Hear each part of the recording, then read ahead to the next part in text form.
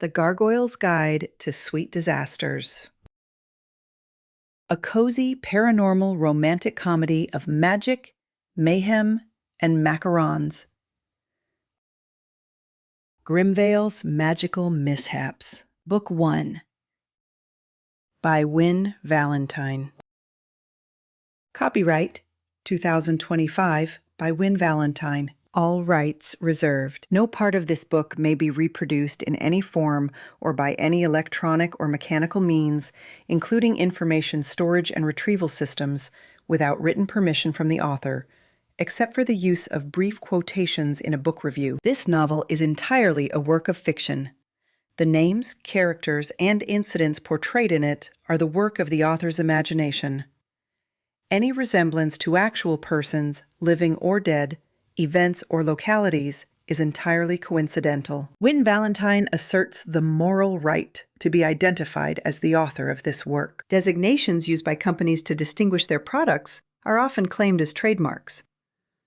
All brand names and product names used in this book and on its cover are trade names, service marks, trademarks, and registered trademarks of their respective owners. The publishers and the book are not associated with any product or vendor mentioned in this book. None of the companies referenced within the book have endorsed the book. Book cover by Dana Sacco. Formatting with vellum. Chapter 1. Pella. The pre-dawn kitchen of the Seventh Sprinkle hums with chaotic energy. Copper mixing bowls suspended in midair while wooden spoons stir themselves through batter with vigorous enthusiasm. I've been awake for 2 hours already, and my hair has formed a particularly aggressive halo around my face, the way it always does when I'm stress baking. Grandmother Verity used to say my curls were a magical barometer, measuring the atmospheric pressure of my anxiety. Right now, they're practically crackling with static. Come on, I mutter, piping delicate circles of pink macaron batter onto parchment paper. Valentine's Day is 3 days away, and Mrs. Thornberry specifically requested 4 dozen of Grandmother's fated love macarons for her anniversary party. The recipe sits open on the counter, the pages yellowed with age and splattered with decades of use. Mix with intention. Pipe with hope. Fill with the courage to love. Grandmother's instructions always read more like fortune cookies than actual recipes. The enchanted oven purrs so loudly, I can feel it vibrating through the floorboards. I shoot it an exasperated look. Not helpful. I need you to maintain a steady temperature, not imitate a satisfied house cat. It purrs louder. From his favorite windowsill perch, Jasper yawns, stretching his substantial orange bulk across the cushion I've placed there specifically for his morning surveillance sessions. His green eyes fix on my piping bag with the kind of judgment usually reserved for Renaissance paintings of disappointing saints. Your shells are lopsided again. His voice enters my mind with the smooth condescension only a familiar can achieve. And that pink filling looks positively radioactive. What did you put in there? Liquid hope, rosewater, raspberry reduction, and maybe a tiny bit of emotional enthusiasm, I defend, examining the bowl of filling that does, admittedly, glow slightly brighter than strictly natural. The recipe calls for essence of devotion. I interpreted creatively. You always interpret creatively. Remember the peaceful dreams pavlovas that made everyone sing show tunes in their sleep? That was one time. Or the confidence cookies that convinced Mr. Weatherby he could definitely install his own plumbing. I waved my piping bag at him, sending a small puff of pink batter arcing through the air. His basement flooded. Yes, I remember. But his self-esteem improved dramatically. Jasper's tail twitches in a way that clearly communicates his opinion on the relative value of self-esteem versus functional plumbing. The macarons sit in neat rows on their baking sheet, and I slide them into the oven with a whispered encouragement that may or may not count as a minor enchantment. The door closes with a satisfied click. 20 minutes to set, then cooling, then filling. I can do this. I can absolutely create perfectly normal, non-chaotic magical pastries that won't cause any unexpected side effects whatsoever. I'm turning toward the sink when I notice something odd. The cooling rack by the window holds yesterday's croissants. Beautiful golden crescents that I'd planned to donate to the community breakfast. Except they're not sitting on the rack anymore. They're hovering approximately 3 inches above it, bobbing gently like buttery boats on an invisible current. Oh no. Oh yes, Jasper comments helpfully, as I watch in horror one croissant drifts higher, then another, their flaky layers catching the early morning light filtering through the window. The temperature gauge on the wall spins wildly between normal and romantically charged, and I realize with dawning dread that my emotional magic has gotten into the pastry dough again. Stay! I command the floating croissants, grabbing a tea towel from the counter. I'm serious. You all need to stay exactly where you are and think about what you've done. The croissants respond by sailing gracefully toward the open window. No! I shriek, lunging across the kitchen. My hip collides with the counter, sending a cascade of measuring spoons clattering to the floor. Come back here, you buttery escapists! They float through the window frame with the serene confidence of objects that know they're causing maximum chaos. I don't think. I just run. The bakery's front door slams against the wall as I burst through it. Flour-dusted apron flying behind me like a cape designed by someone with questionable fashion sense. The stone steps leading up to the bell tower are narrow and steep, worn smooth by centuries of feet, and I take them 2 at a time while cursing my earlier decision to enchant literally anything. This is why I should stick to non-magical baking, I gasp, rounding the first landing. Normal people don't have to chase their pastries through medieval architecture. The croissants bob along just ahead, floating up the spiral staircase with infuriating grace.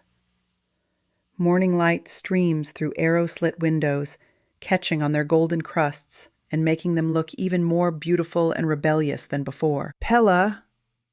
Jasper's voice touches my mind, carrying a note of warning. Maybe you should, but I'm already at the top of the tower, lungs burning, curls completely wild around my face. The bell tower opens onto a small platform overlooking Grimvale's cobblestone streets, and my escaped croissants are performing lazy circles in the dawn air like they're auditioning for a pastry ballet. I spot one particularly large croissant hovering near the tower's edge and make my move, launching myself forward with both hands outstretched. I collide with stone, except it's not the tower wall. It's warm and solid and definitely shaped like a very large, very muscular person. My momentum carries me forward, and the bowl of pink macaron filling I'd somehow managed to grab on my way out the door goes flying, splattering across what I now realize is a broad chest and massive wings carved from gray stone. Pink frosting drips down defined pectoral muscles and over shoulders that could probably hold up actual architectural structures. Magical sparkles, the ones I definitely didn't intentionally add to the filling, cascade through the air like tiny stars. The world seems to hold its breath. Then power crackles between us. Not a shock, exactly. More like a connection clicking into place, a circuit completing. My fingertips tingle where they're still pressed against stone that isn't quite stone, and warmth blooms beneath my breastbone, spreading outward in waves that taste like cinnamon and starlight. Along cobblestone lane below, streetlights flicker on despite the growing dawn. They glow soft pink, bathing the quiet street in romantic light. What? I start, but the word dies as the stone beneath my hands begins to shift. The transformation sounds like grinding rock, like continental plates rearranging themselves with purpose. Stone flows into flesh, gray and solid and absolutely mesmerizing. The figure straightens, growing taller until I have to crane my neck back to see a face that's all sharp angles and ancient beauty. His skin remains the gray of weathered granite, and his eyes, silver, bright, furious, fix on me with an intensity that makes my magical core quiver. Pink frosting drips from his shoulders. What in the 7 realms? His voice rumbles like distant thunder, deep and textured with the kind of authority that suggests he's used to being obeyed. I gasp, cutting him off mid-growl. Because the 7th sprinkle's wooden sign? The one hanging below the tower. The one that's been the same cheerful burgundy since grandmother painted it 30 years ago. Pulses with soft pink light. It brightens with each pulse, matching the rhythm of whatever is thrumming through my chest. The gargoyle follows my gaze, then looks back at me, silver eyes narrowing. What did you do? I didn't. I gesture helplessly at the mess I've made of his chest. I was chasing croissants. They were floating. You were just here. And I didn't know you were here, and I'm always here. He reaches up to wipe pink filling from his collarbone. Movements precise, despite his obvious irritation. I guard this tower. I have for decades. How did I not know there was a gargoyle living literally above my bakery? Oh, I say weakly. Then, because my grandmother raised me to have manners even in completely surreal situations, I fumble for the handkerchief tucked in my apron pocket. Here, let me help. I can clean myself, witch. The word isn't quite an insult, but it's not exactly friendly either. Still, I'm already moving forward, handkerchief outstretched, driven by an impulse I don't fully understand. Maybe it's guilt over the frosting explosion. Maybe it's the strange pull in my chest that seems to strengthen the closer I get to him. Maybe I just really need to stop making impulsive decisions before 7 in the morning. I insist, I say, reaching toward a particularly large glob of pink on his left pectoral. It's the least I can do after... I wave vaguely at everything. My cloth-covered fingers make contact with his skin. The world ignites. Not literally, although several more streetlights burst into pink brilliance below us. The energy that passed between us before was a whisper compared to this shout. It rushes through me like heated honey, sweet and overwhelming, and I feel my magic respond with enthusiasm that would be embarrassing if I could think clearly enough to be embarrassed. Warmth blooms in my chest, spreading outward until I'm certain I'm glowing. The fairy lights strung across the bakery's exterior, the ones I haven't even plugged in yet, burst into spontaneous life, twinkling merrily in the growing dawn. The gargoyle inhales sharply, and I watch silver eyes widen with something that might be shock, might be recognition, might be the same bewildered wonder currently scrambling my thoughts. I step back fast, nearly tripping over my own feet. My hand drops to my side, still tingling where it touched him, and I stare up at this impossible, beautiful creature who apparently lives above my bakery and somehow makes my magic sing in frequencies I didn't know existed. His sharp features could have been carved by a master sculptor. High cheekbones, strong jaw, a mouth currently pressed into a line somewhere between confusion and displeasure.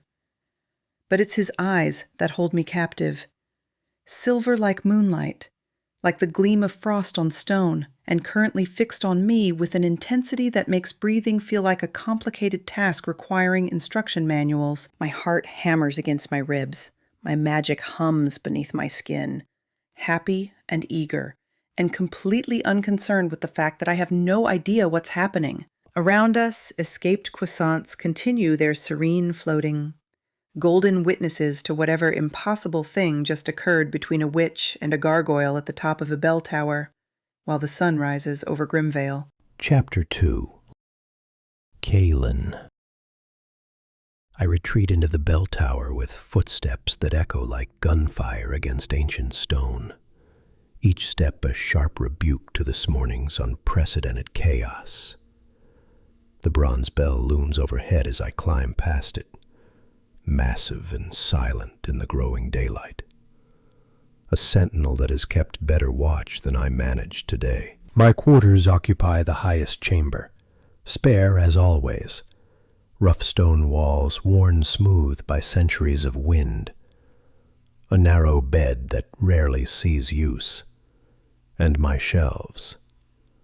Everything precisely where it belongs. Tools arranged by size and function. Repair supplies cataloged with the same meticulous care I apply to every aspect of my existence. Or at least, they were. I strip off the frosting-splattered shirt, muscles flexing as I toss the ruined garment toward the corner. The pink filling clings to my gray skin like some sort of supernatural accusation, bright and cheerful against stone. Beautiful, really, if one appreciated such things, which I don't. Refuse to. Cold water from my wash basin should handle this easily enough. I've cleaned far worse from my stone hide over the years. Centuries of pigeon droppings, coal dust, industrial grime. Magical frosting shouldn't pose any particular challenge. The soap lathers across my chest, and I scrub with perhaps more force than strictly necessary. The pink residue remains stubbornly in place, clinging to my skin as if it belongs there, as if it is somehow bonded with my very essence. I scrub harder. The frosting doesn't budge. Ridiculous, I mutter, reaching for a rougher cloth. I am a gargoyle, guardian of Grimvale for longer than most of these buildings have stood. I have weathered ice storms and summer heat, survived battles and sieges, protected this town through plague and prosperity. I will not be defeated by pastry filling. The cloth does nothing except turn pink itself. I try again with hot water. The steam rises around me, warming stone that hasn't needed warmth in 200 years, and still the magical residue clings like a promise I never asked to make. Fine. It will fade eventually. Everything fades. I turn toward my workbench, determined to salvage what remains of my routine. The weather vane on the courthouse roof has been loose for 3 days now, creaking with each wind shift in a way that grates against my sense of order. My leather tool belt waits where I left it last night, properly coiled beside my most frequently used implements. The tools themselves, however, have apparently developed opinions about their arrangements. I stop, stare, blink, which I rarely bother doing anymore. My hammers, chisels, measuring instruments, and various other implements that have served me faithfully for decades lie across my workbench in an unmistakable pattern. A heart, perfectly symmetrical, artfully composed, as if the very metal has conspired to mock my centuries of careful order. Absolutely not. My voice echoes against stone walls that have heard far stranger things, but never quite this particular flavor of absurdity. I reach forward and forcibly reshuffle the tools back into their proper places, largest to smallest, sorted by function, arranged with the precision that is governed by existence, since I learned what it meant to be a guardian, rather than just animated stone. There, order restored. I turn to grab my belt. Behind me, metal scrapes against wood in a series of tiny movements that sound suspiciously like laughter. The tools have reformed themselves into a heart. Again, I glare at them.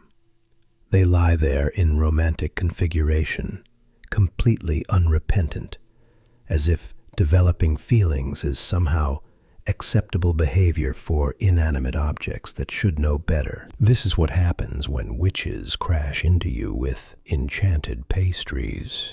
I force myself to take a slow breath, drawing air into lungs that work more from habit than necessity. Duty calls, regardless of magical interference. Grimvale needs its guardian, needs me to patrol the rooftops and streets, ensuring everything remains safe and secure while the town wakes to morning routines. The weather vane can wait. I have larger concerns. Transformation flows through me like water finding its natural course, skin hardening to stone, muscles settling into their more familiar weight, wings unfurling from shoulders that were made to carry them. This form feels like home in ways my human shape never quite manages, solid and purposeful and utterly reliable. I leap from the tower window, wings catching the morning air with practiced ease. The rooftops of Grimvale spread below me like a patchwork quilt, chimneys smoking gently, windows beginning to glow with lamplight as families wake and go about their comfortable lives. My stone feet find purchase on the courthouse roof first, testing the loose weather vane with careful attention. It needs a new bolt, maybe two, and I make mental note to return with proper supplies once this magical nonsense sorts itself out. I leap to the next building, then the next, checking chimneys for structural damage, securing a loose shutter that would rattle terribly in the next storm, ensuring Grimvale sleeps safely under my watch, just as it has for decades. Except pink flowers explode from the window box beneath my feet. I freeze, staring down at delicate blooms that definitely weren't there 3 seconds ago. Petals unfurling in the morning light like tiny declarations of something I refuse to acknowledge.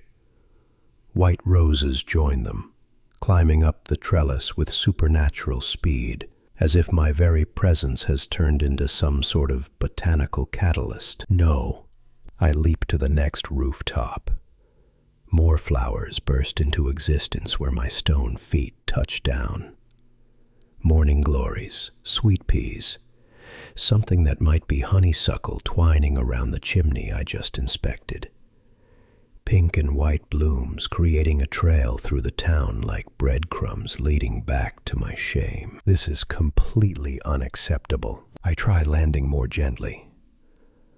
The flowers multiply with enthusiastic disregard for my intentions, painting romantic declarations across Grimvale's rooftops, as if the entire town needs to know that its guardian has been compromised by pastry-wielding chaos incarnate with warm amber eyes. I curse in ancient Gaelic, then switch to medieval French when that doesn't adequately express my frustration, finishing with a particularly creative phrase in a language that hasn't been spoken by living tongues in 4 centuries. The flowers continue blooming, cheerfully immune to my linguistic displeasure.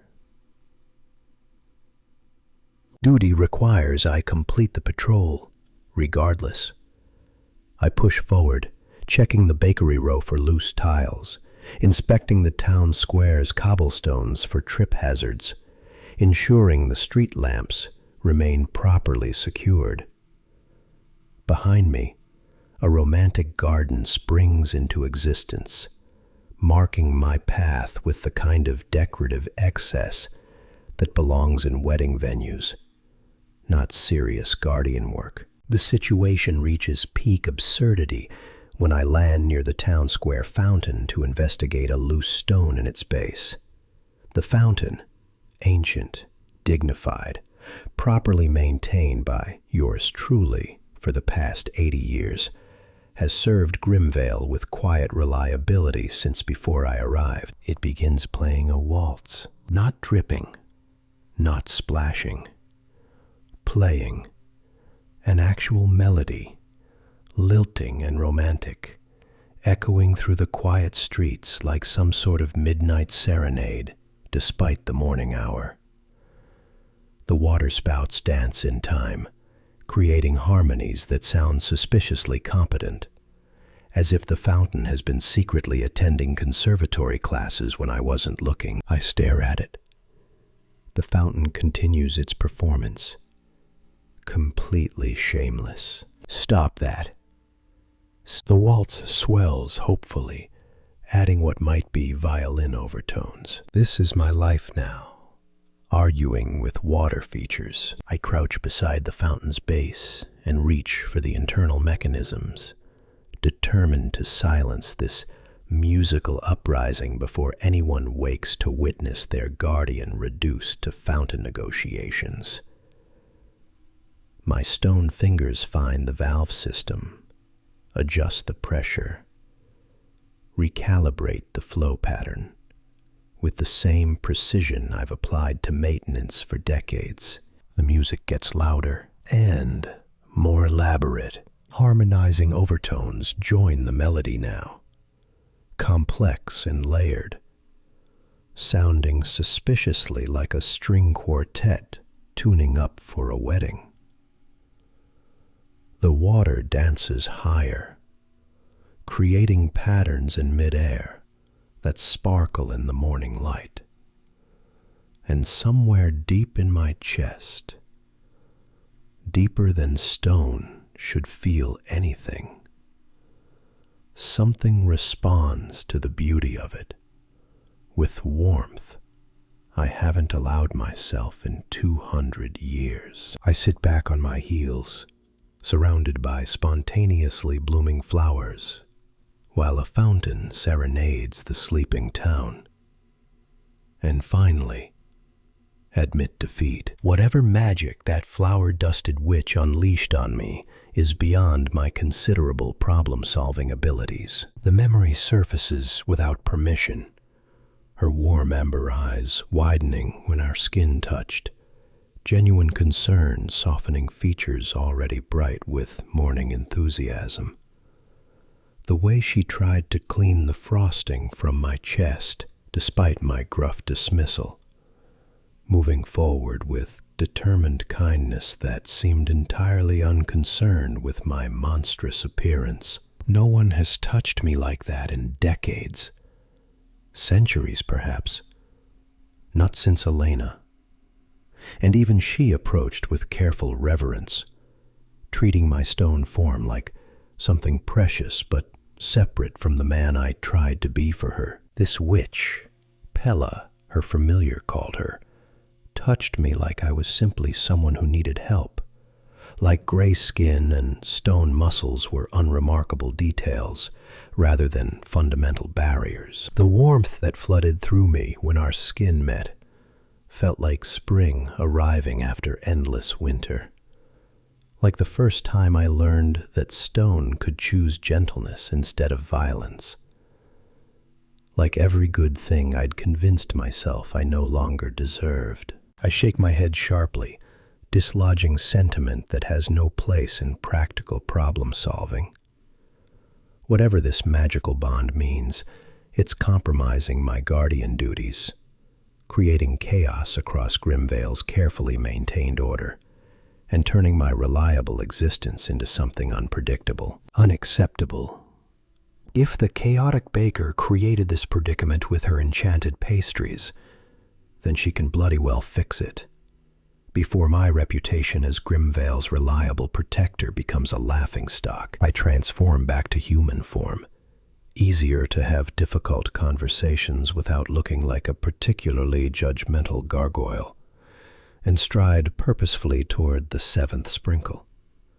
My jaw sets with grim resolve, and I ignore the way my heart beats faster than necessary for someone who doesn't technically need it to beat at all. Behind me, the fountain continues its romantic serenade, completely unrepentant. The bakery looms ahead, honey-colored stone warm even in morning light, large windows currently dark and quiet.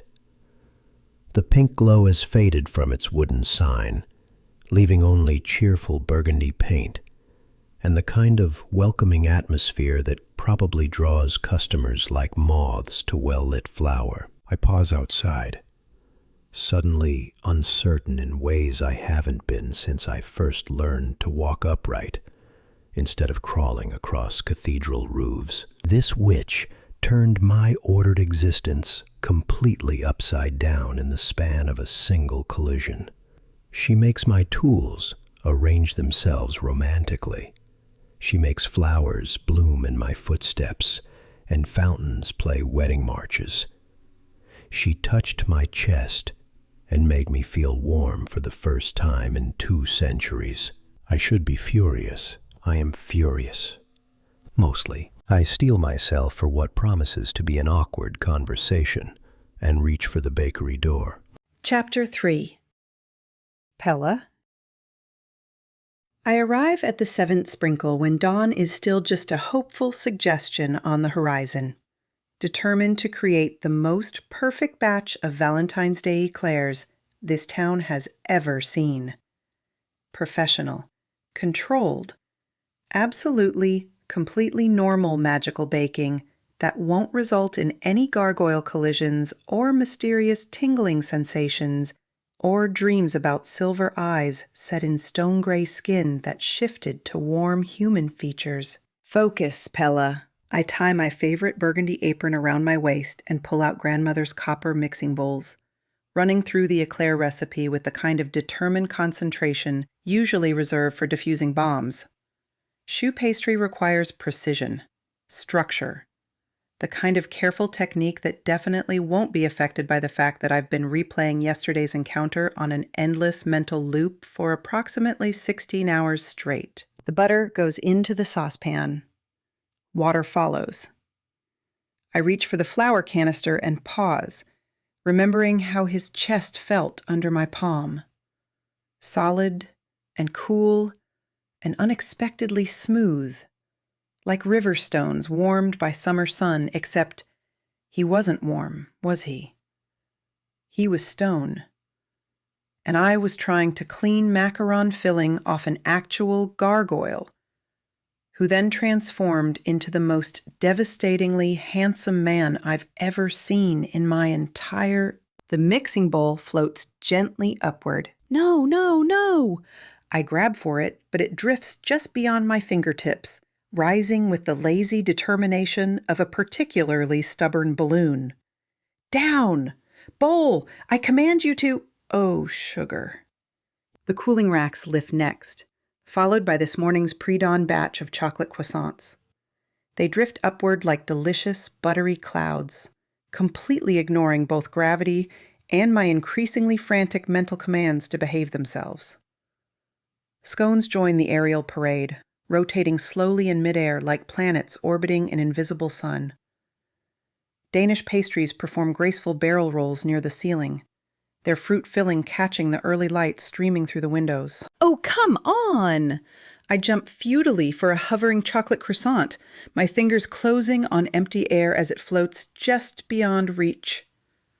A cinnamon roll drifts past my left ear with infuriating serenity.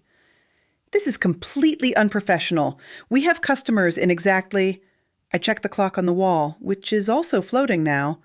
45 minutes. The enchanted oven purrs sympathetically from its corner, which somehow makes everything worse. Don't you start, I tell it, pointing an accusatory spatula that immediately levitates out of my hand to join the pastry constellation. Traitor. A pointed cough, except it's not exactly a cough because it's happening directly inside my head, announces Jasper's presence before I see him. He emerges from his favorite sunny windowsill perch with the kind of theatrical slowness that only cats can achieve, orange tail twitching with profound feline disapproval as he surveys the floating bakery disaster. I suppose this is what happens when you go about colliding with mysterious gargoyles. His telepathic voice drips with judgment. Really, Pella, your emotional regulation has reached new depths of chaos. I wasn't trying to collide with him, I protest, making another unsuccessful grab for the now airborne stand mixer.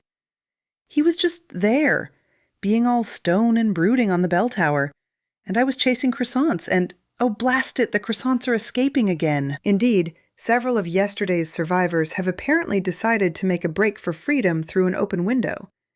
They drift toward the dawn light with the determination of pastries that have tasted liberty and refuse to return to captivity. Your excuses are as unconvincing as your attempts at meditation. Jasper settles onto the counter, carefully avoiding the butter dish that's attempting to waltz with the sugar bowl. Though I must admit, the meteorological implications are fascinating. I've never seen your emotional magic manifest as an actual weather system before. What are you talking about? I'm not... The bell above the front door chimes with unusual force, the sound cutting through my protests like a knife through perfectly proofed dough. The door swings open to reveal Kaelen's imposing figure, his broad shoulders filling the doorway while floating pastries create the world's most surreal backdrop to his stern expression. "Witch," he says, his voice carrying the kind of demanding tone usually reserved for royal proclamations or extremely disappointed parents. "We need to discuss what you've done to me." My heart does something complicated and entirely unhelpful in my chest. He's in human form this morning, tall and ruggedly handsome, with those sharp features and dark hair streaked with silver, wearing a charcoal sweater that makes his gray eyes look like polished steel. Those eyes are currently fixed on me with an intensity that makes my magic flutter like nervous butterflies in my stomach, which is probably why the moment Kaelen steps fully inside the seventh sprinkle, the magical chaos intensifies dramatically. Teacups leap from their shelves and begin waltzing across tables in perfect three-quarter time, their handles linked in porcelain partnership as they twirl past bewildered salt shakers. Sugar packets tear themselves open with enthusiastic abandon, sprinkling their contents across the wooden floor in elaborate heart-shaped patterns that would be beautiful if they weren't so completely mortifying. The fairy lights strung across the ceiling pulse in time with my racing heartbeat, which is definitely not racing because of how good he looks in that sweater. Absolutely not. And I watch in growing horror as a small, dark storm cloud materializes directly above Kaelen's head. "Oh no," I whisper. The cloud crackles with tiny lightning bolts that illuminate his increasingly murderous expression. A gentle rain of what appears to be glittery pink mist begins dampening his dark hair and broad shoulders, making him sparkle like a very angry, very masculine fairy. Well, Jasper's mental voice sounds deeply entertained. This is unprecedented. "This is exactly what I was afraid of," Kaelen growls, gesturing at the meteorological phenomenon following him around like a lovesick puppy. The movement causes the storm cloud to pulse brighter, adding what might be tiny hearts to the lightning pattern. I haven't been able to maintain proper stone form for more than 10 minutes. And every surface I touch sprouts flowers. Do you have any idea how that affects my ability to guard this town? I open my mouth to respond, but I'm distracted by the way the pink glitter catches in his hair and how his jaw clenches when he's frustrated, and the memory of how his chest felt under my palm yesterday. A cream puff explodes overhead, raining pastry cream across both of us. "Right," I manage, wiping filling from my cheek. "Yes, that seems problematic?" Jasper leaps onto the counter with dramatic flair, his orange fur standing on end as though he's been electrocuted. "This is a catastrophe of epic proportions. I'm calling emergency protocols." Then he dives under the nearest table, peering out with wide green eyes that somehow manage to convey both terror and smug satisfaction that his predictions of disaster have been validated. The bell chimes again. Normal this time, thankfully, as Mrs. Henderson pushes through the door, followed by Fletcher Graves and young Tommy Walsh. They're my reliable morning crowd, the ones who arrive before official opening because they know I start baking before dawn and never turn away familiar faces. They stop dead in the doorway, taking in the scene before them. Floating pastries performing aerial acrobatics, dancing teacups waltzing across tables, sugar hearts carpeting the floor. A very large, very sparkly man standing in the center of it all beneath a personal rain cloud, while I stand there covered in cream puff filling. "Morning, Pella," Mrs. Henderson says slowly, her gray curls somehow unaffected by the magical chaos swirling around her. "Trying something new with the decorating?" "I can explain."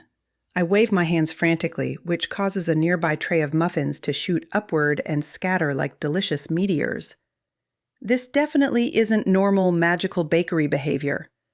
Usually my emotional baking is much more grounded, as in following the laws of physics. Fletcher Graves, whose practical hardware store sensibilities have weathered everything from enchanted hammers to self-organizing nails, Watches his morning coffee cup float past him, doing what appears to be a complicated tango with someone else's cappuccino. "Huh," he says. "Fancy." Young Tommy, who's 12 and therefore considers all magical chaos to be personally entertaining, grins widely. "This is the coolest thing ever! Can you make the donuts do loop-de-loops?" "No," I yelp, then watch helplessly as 3 glazed donuts immediately perform synchronized loop-de-loops. "I mean, I didn't mean to." Kaelen takes a step toward me, and the storm cloud above his head pulses with brighter lightning. Flower petals that definitely weren't there a moment ago begin falling around him like organic confetti. And somewhere in the kitchen, I hear the oven's purr increase to what sounds like romantic background music. "Look." I step closer to him despite the way my approach makes the storm cloud crackle with increased enthusiasm. "I know this seems impossible." "Impossible?" His laugh contains zero humor. "Witch, I've existed for 4.5 centuries. I've witnessed the impossible more times than you've stress-baked bread. This isn't impossible. This is inconvenient, chaotic, and completely unacceptable." The word unacceptable stings more than it probably should. I've heard variations of it before. Too much, too chaotic, too emotional, too Pella. My ex-boyfriend Marcus used almost those exact words when he broke up with me after my anxiety about his mother's visit turned all the wine at dinner into sparkling grape juice. But I push past the familiar hurt because Kaelen's jaw is tight and there's genuine desperation flickering in those silver eyes despite his gruff tone. And I suddenly realize he's not angry at me specifically. He's frightened of what this means for his carefully controlled existence. I understand that feeling intimately. "I think we need professional help," I say, surprised by how steady my voice sounds. Cordelia Nightwhisper at Tome and Tea knows more about magical bonds than anyone in Grimvale. She's been studying supernatural connections for decades, and if anyone can explain what's happening between us. Kaelen's arms cross over his chest, inadvertently causing a nearby display of heart-shaped cookies to levitate and arrange themselves into the word love in midair. "There is no us, witch. There's you, your reckless emotional magic, and whatever spell you cast on those infernal macarons yesterday that's currently destroying my ability to function." "Tell him." Jasper's voice appears in my head, unusually serious. "Tell him you didn't cast anything intentionally." "I didn't cast a spell," I say quietly, meeting Kaelen's stormy gaze even though my hands are shaking slightly. "I was just baking, making something beautiful for Valentine's Day, trying to channel love and hope and all those ridiculous romantic feelings I have despite everyone telling me I'm too much. And maybe the macarons picked up on that. Maybe they got enchanted by accident. But I promise you, I never meant for any of this to happen." The storm cloud above his head flickers, lightning patterns shifting from angry red to something softer, almost uncertain. Mrs. Henderson clears her throat delicately. "Should we come back later, dear?" "No!" I spin toward my customers, then immediately regret the sudden movement when it causes every pastry in the building to perform a synchronized pirouette. "I mean, please stay. This is all just a temporary magical situation. I'm sure we can figure it out and everything will go back to normal and—" "I don't need help from more witches," Kaelen interrupts, though his voice has lost some of its sharp edge. "I need you to reverse whatever spell you cast on those infernal macarons yesterday." I turn back to him, taking in the glittery pink mist still dampening his hair, the flower petals accumulating around his boots, the way his hands clench and unclench like he's fighting the urge to either break something or run away. Despite his protests, I can see the flicker of desperate uncertainty in his silver eyes, the vulnerability he's trying so hard to hide beneath gruff demands. Something warm surges through my chest, determination mixed with genuine curiosity about this beautiful, grumpy guardian who's clearly as affected by our magical connection as I am. Then come with me to Tome and Tea, I hear myself say, stepping close enough that a few of his flower petals drift onto my apron. If you want this fixed, we need to understand what this actually is. And Cordelia is our best chance at answers. The floating cookies rearrange themselves to spell P-L-E-A-S-E. Kaelen stares at them with an expression of profound betrayal. Fine, he finally growls. But if this turns into another disaster... It won't, I promise, with absolutely zero evidence to support that claim. The oven purrs hopefully from the kitchen, and overhead, the dancing pastries begin a slow descent that might, maybe, indicate my emotions are stabilizing. Or it might just be wishful thinking. Either way, we're going to Cordelia's. Chapter 4. Kaelen. The doorway to Tome and Tea is narrower than I remember. Or perhaps I've simply spent too many decades avoiding this particular establishment and its perceptive proprietor. The brass bell above the entrance chimes with a musical note that seems to resonate through my stone bones, and I duck my head to clear the frame, another reminder that I'm perpetually too large for spaces designed for ordinary humans. Bergamot hits me first, followed by the distinctive scent of aged paper and something else. Something that reminds me of organized lightning, if such a thing could have an aroma. The shop's interior stretches upward impossibly. 3 stories of towering bookshelves connected by rolling ladders and narrow catwalks that would give most visitors vertigo. Books float gently past, like literary birds migrating between shelves, their movements creating soft whispers of turning pages. I've maintained careful neutrality in my expression for over 4 centuries. It's a skill, honed through countless interactions where revealing emotion would have been dangerous, inadvisable, or simply pointless. But stepping into Cordelia Nightwhisper's domain tests that discipline, because the shop itself radiates a warmth I didn't realize I'd been missing. The kind of comfortable, lived-in magic that speaks of centuries of accumulated wisdom, rather than flashy displays of power. Pella makes a soft sound of delight beside me, her fingers brushing against a floating volume that drifts past her shoulder. "I've never been to the upper floors," she breathes, craning her neck to peer upward. "Cordelia always handles my orders at the front counter."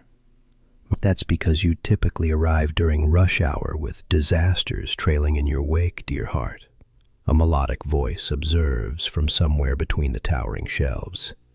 "Tea explosions wait for no one, and I do prefer my merchandise unsinged." Cordelia Nightwhisper emerges from behind a particularly ancient-looking section marked "Dangerous Magic, Authorized Personnel Only," moving with the kind of grace that comes from intimate familiarity with every inch of her domain. Her silver-streaked hair catches the candlelight from floating tapers overhead, and those violet eyes, sharp as cut amethyst and twice as knowing, sweep over both of us with obvious amusement. "Ah, the gargoyle and the baker," she says, and her smile carries layers of meaning I don't particularly want to examine. "I've been expecting you. Do come, sit. We have much to discuss." She gestures toward a consultation corner I've somehow never noticed before, despite passing this shop weekly for the past 60 years.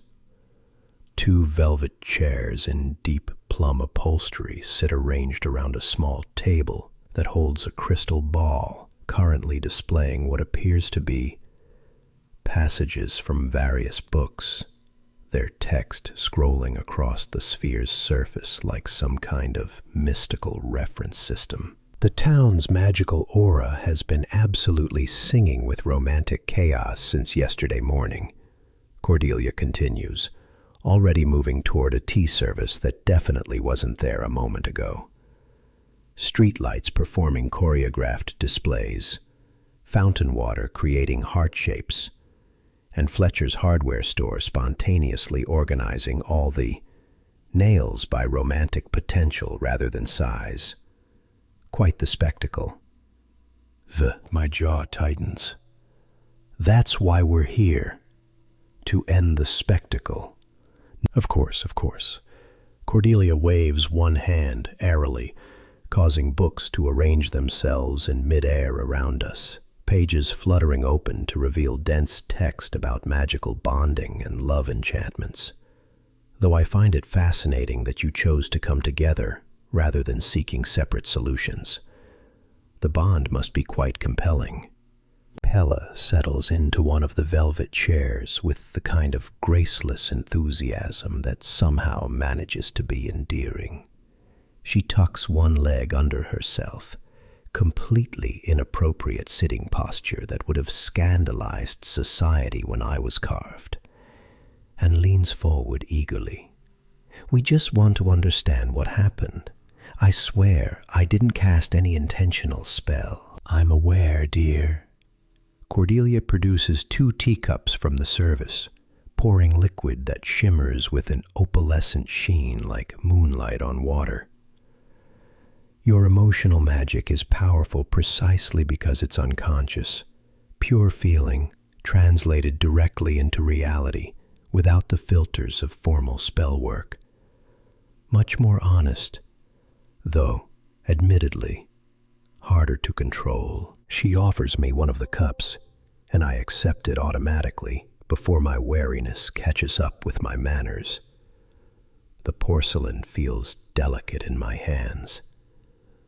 Another reminder that I am built for destruction rather than domesticity. Truth-revealing blend, Cordelia explains, settling into a third chair that materializes specifically for her.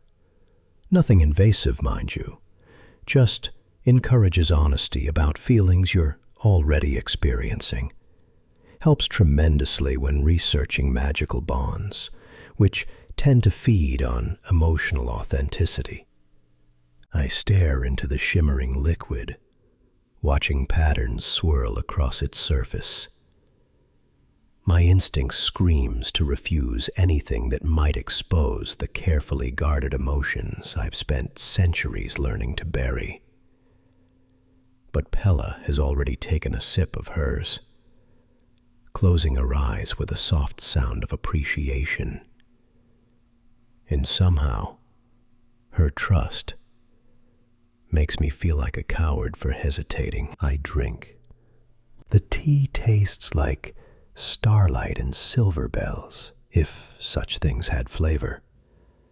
It warms me from the inside out, settling in my chest with gentle insistence, and I feel something in my usual rigid control soften. Not break precisely, just become more flexible. Now then, Cordelia sips her own tea primly.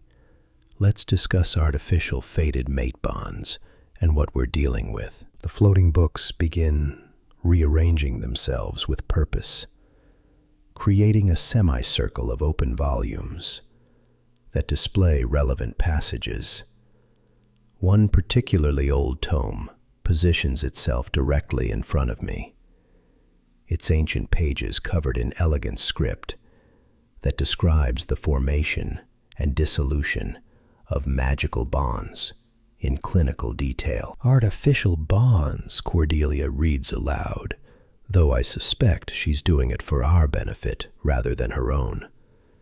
Typically form when powerful emotional magic interacts with compatible life forces during moments of heightened feeling. The resulting connection creates a temporary, fated mate bond that mimics the real thing. Shared emotions, magical resonance, enhanced abilities when in close proximity. Pella leans forward, her amber eyes bright with concentration. But temporary? The book said temporary. Indeed. Cordelia's finger traces down another passage. Artificial faded bonds dissolve naturally within 2 to 6 weeks, unless, she pauses meaningfully, unless genuine romantic feelings develop between the affected parties during that time. Should real love emerge, the artificial bond transforms into an authentic one, permanent and unbreakable. My teacup freezes halfway to my mouth. 2 to 6 weeks. A finite timeline to endure this chaos before everything returns to normal. I should feel relief. Instead, something twists uncomfortably in my chest that feels almost like disappointment. The truth-revealing tea pulses warmly through me, and I take another sip to avoid examining that particular feeling too closely. However, Cordelia continues, turning pages in another floating book. Immediate dissolution is possible through the application of moon petal flowers.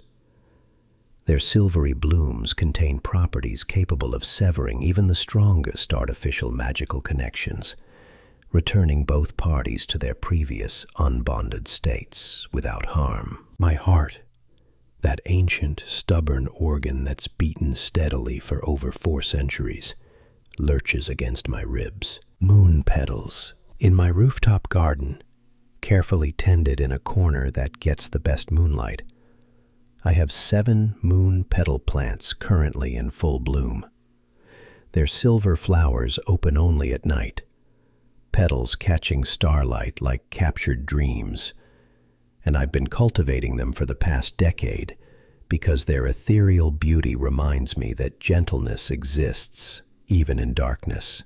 I've written 3 poems about those flowers, all terrible, all hidden in a journal no one will ever read. My fingers tighten around the teacup with enough force that hairline cracks appear in the porcelain.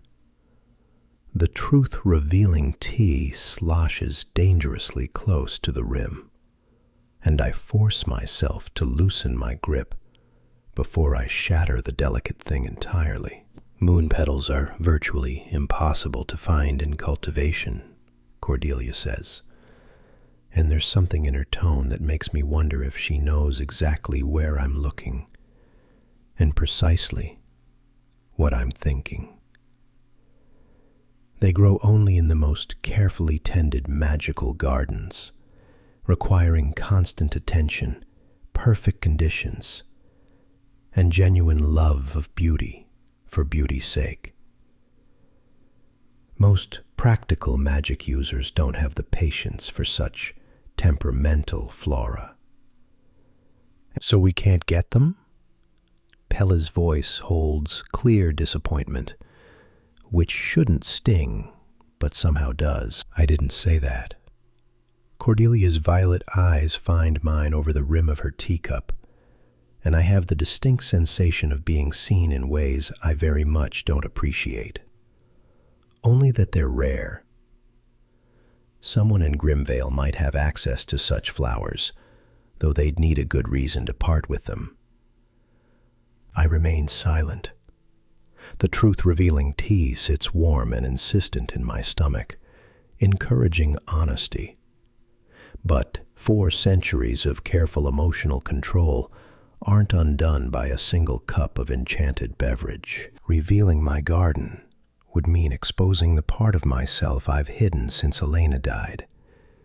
The romantic fool who still believes in beauty despite loss, who tends flowers no one else will ever see, who writes poetry by moonlight because some small, stubborn part of his stone heart refuses to accept that he's only meant for protection and solitude. Guardian work must be fascinating, Pella says suddenly, shifting the conversation with the kind of graceful subject change that seems completely at odds with her usual chaotic energy. She leans forward, and her amber eyes catch the candlelight with genuine curiosity. I mean, watching over a town for centuries, seeing generations grow up and change. What's that like? Do you remember everyone? The question catches me completely off guard. In all my centuries of guardian work, precisely 3 people have asked me anything about my experience beyond, "Can you fix my roof?" or "Did you see who stole my garden gnome?" The truth-revealing tea pulses gently, and I find myself answering before my usual defenses can deploy. "I remember the children who grew into grandparents," I hear myself say, my voice rougher than I intended. "The way Mrs. Henderson used to climb trees when she was 8, fearless and laughing, scraped knees and tangled hair. How Fletcher's grandfather taught him to whittle on the same bench where Fletcher now sits every evening, carrying on a tradition he doesn't even realize he's honoring." Pella's expression softens, and she tucks her chin onto her palm, giving me her complete attention in a way that makes my chest feel strangely tight. "There's beauty in the continuity," I continue, the words flowing easier now. Centuries of observation finally finding voice.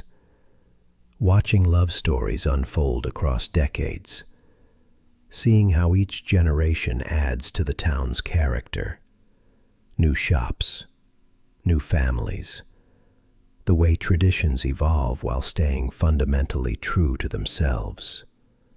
The pharmacy where lovers first met is now a bookstore where their grandchildren study for exams.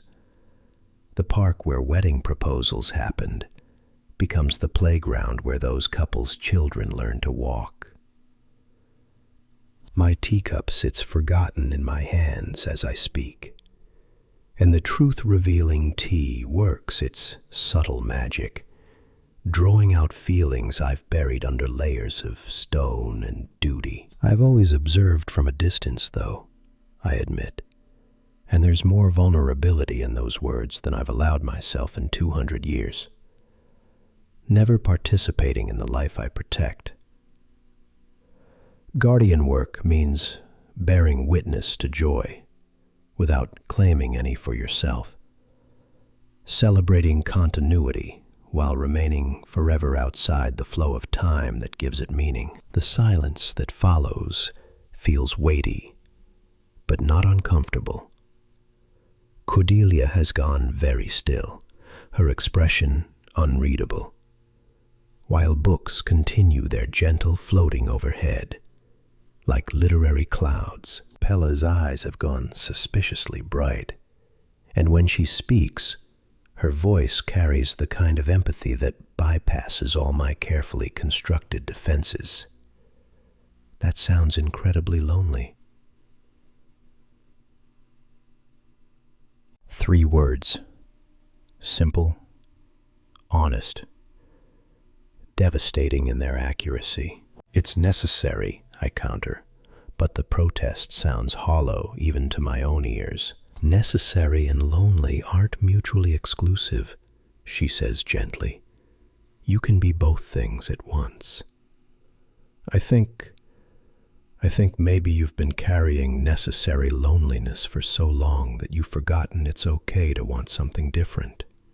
The truth-revealing tea seems to warm in my chest, and I realize, with growing alarm, that her chaotic magical nature doesn't diminish her capacity for deep empathy. In fact, her emotional openness creates a safe space where my own long-buried feelings begin to surface, despite my best efforts to maintain my usual stoic demeanor. She understands isolation. She knows what it's like to be too much for ordinary relationships, to have people step back from the intensity of who you are. Her chaos and my solitude are different expressions of the same fundamental aloneness, and somehow, miraculously, we're sitting here drinking truth-revealing tea and talking about feelings I've never named aloud. "The moon petals," Cordelia says carefully, drawing my attention back to her knowing violet gaze, "would need to be harvested under the new moon and prepared within 3 days of picking. The next new moon is in 5 weeks, which gives you time to explore your options before any permanent decisions must be made. 5 weeks, longer than the bond might naturally last. A timeline that suggests patience, exploration, the possibility of choice rather than urgency. I should correct her, should mention that I have moon petals currently in bloom, that we could end this immediately, that there's no need to wait 5 weeks when I possess the solution in my carefully hidden garden. But I remain silent. Pella gathers armfuls of research books that Cordelia indicates we should take with us, her movements creating small eddies of magical energy that make pages flutter and candles flicker.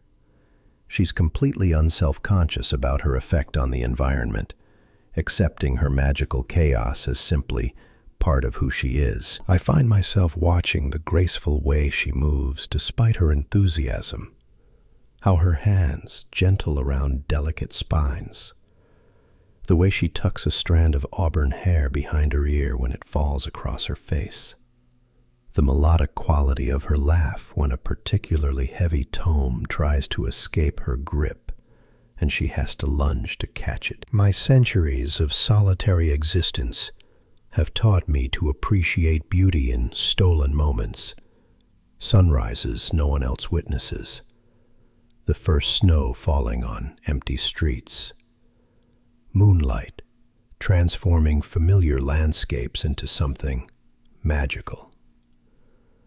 But watching Pella's unguarded joy in the simple act of gathering books creates a warmth in my chest that feels dangerously close to longing. The bond might not be the only thing drawing me to this vibrant, genuine woman who sees beauty in chaos and finds wonder in my centuries of solitary duty. And that realization terrifies me more than any magical complication ever could. Chapter 5.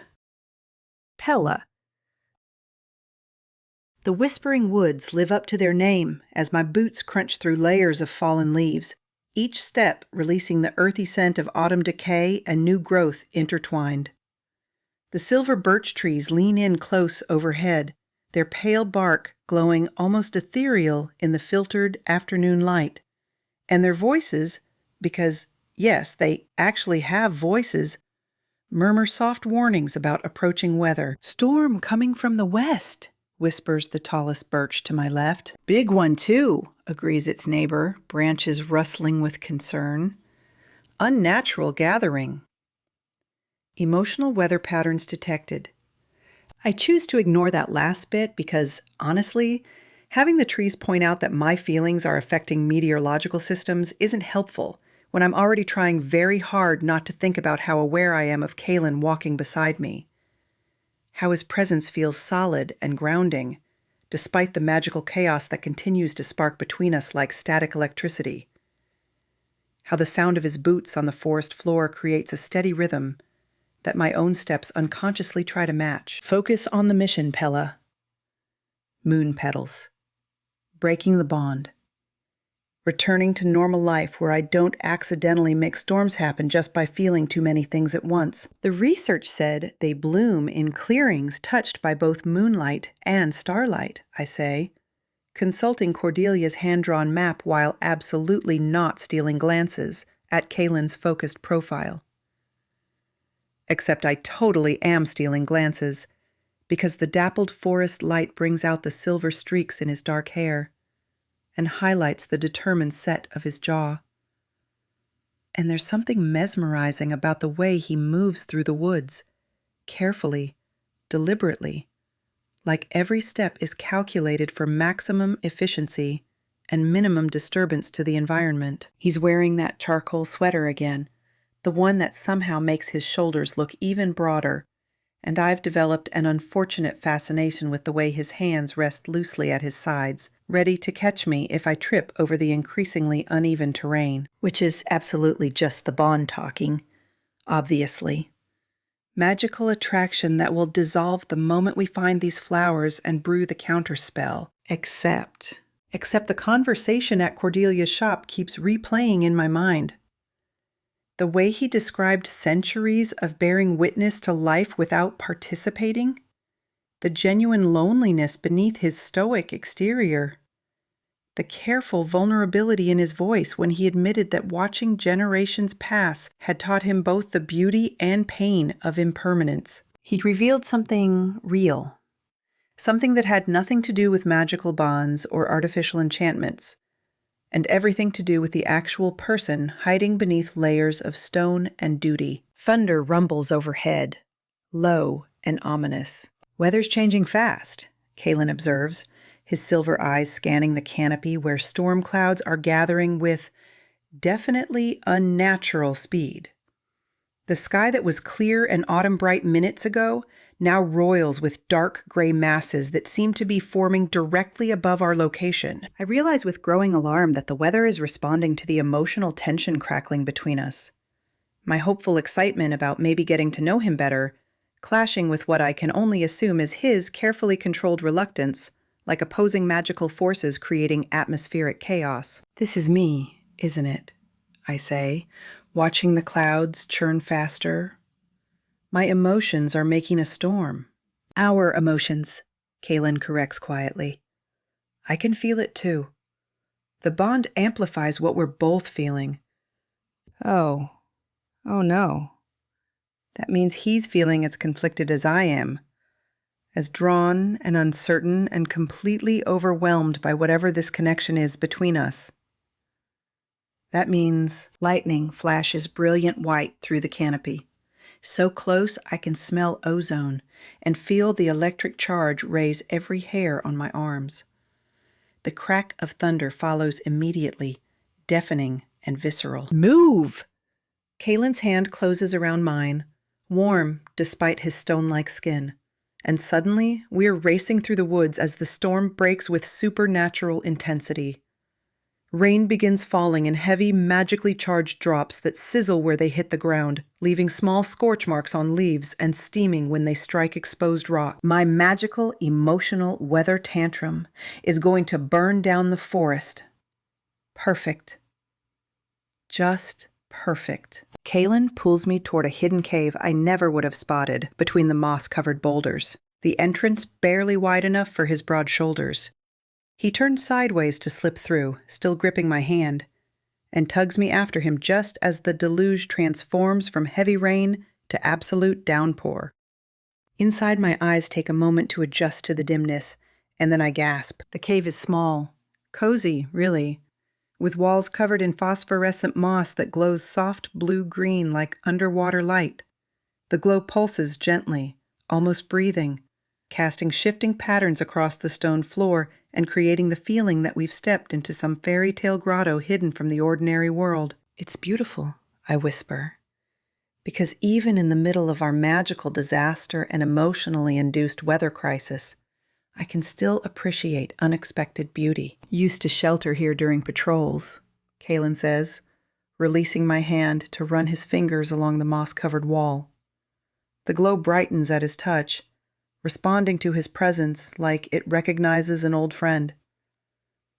The moss provides light and warmth. It's safe. That's when I notice the thin line of blood on his other hand, stark red against his gray skin, where his recent transformation from stone to flesh must have left a small cut.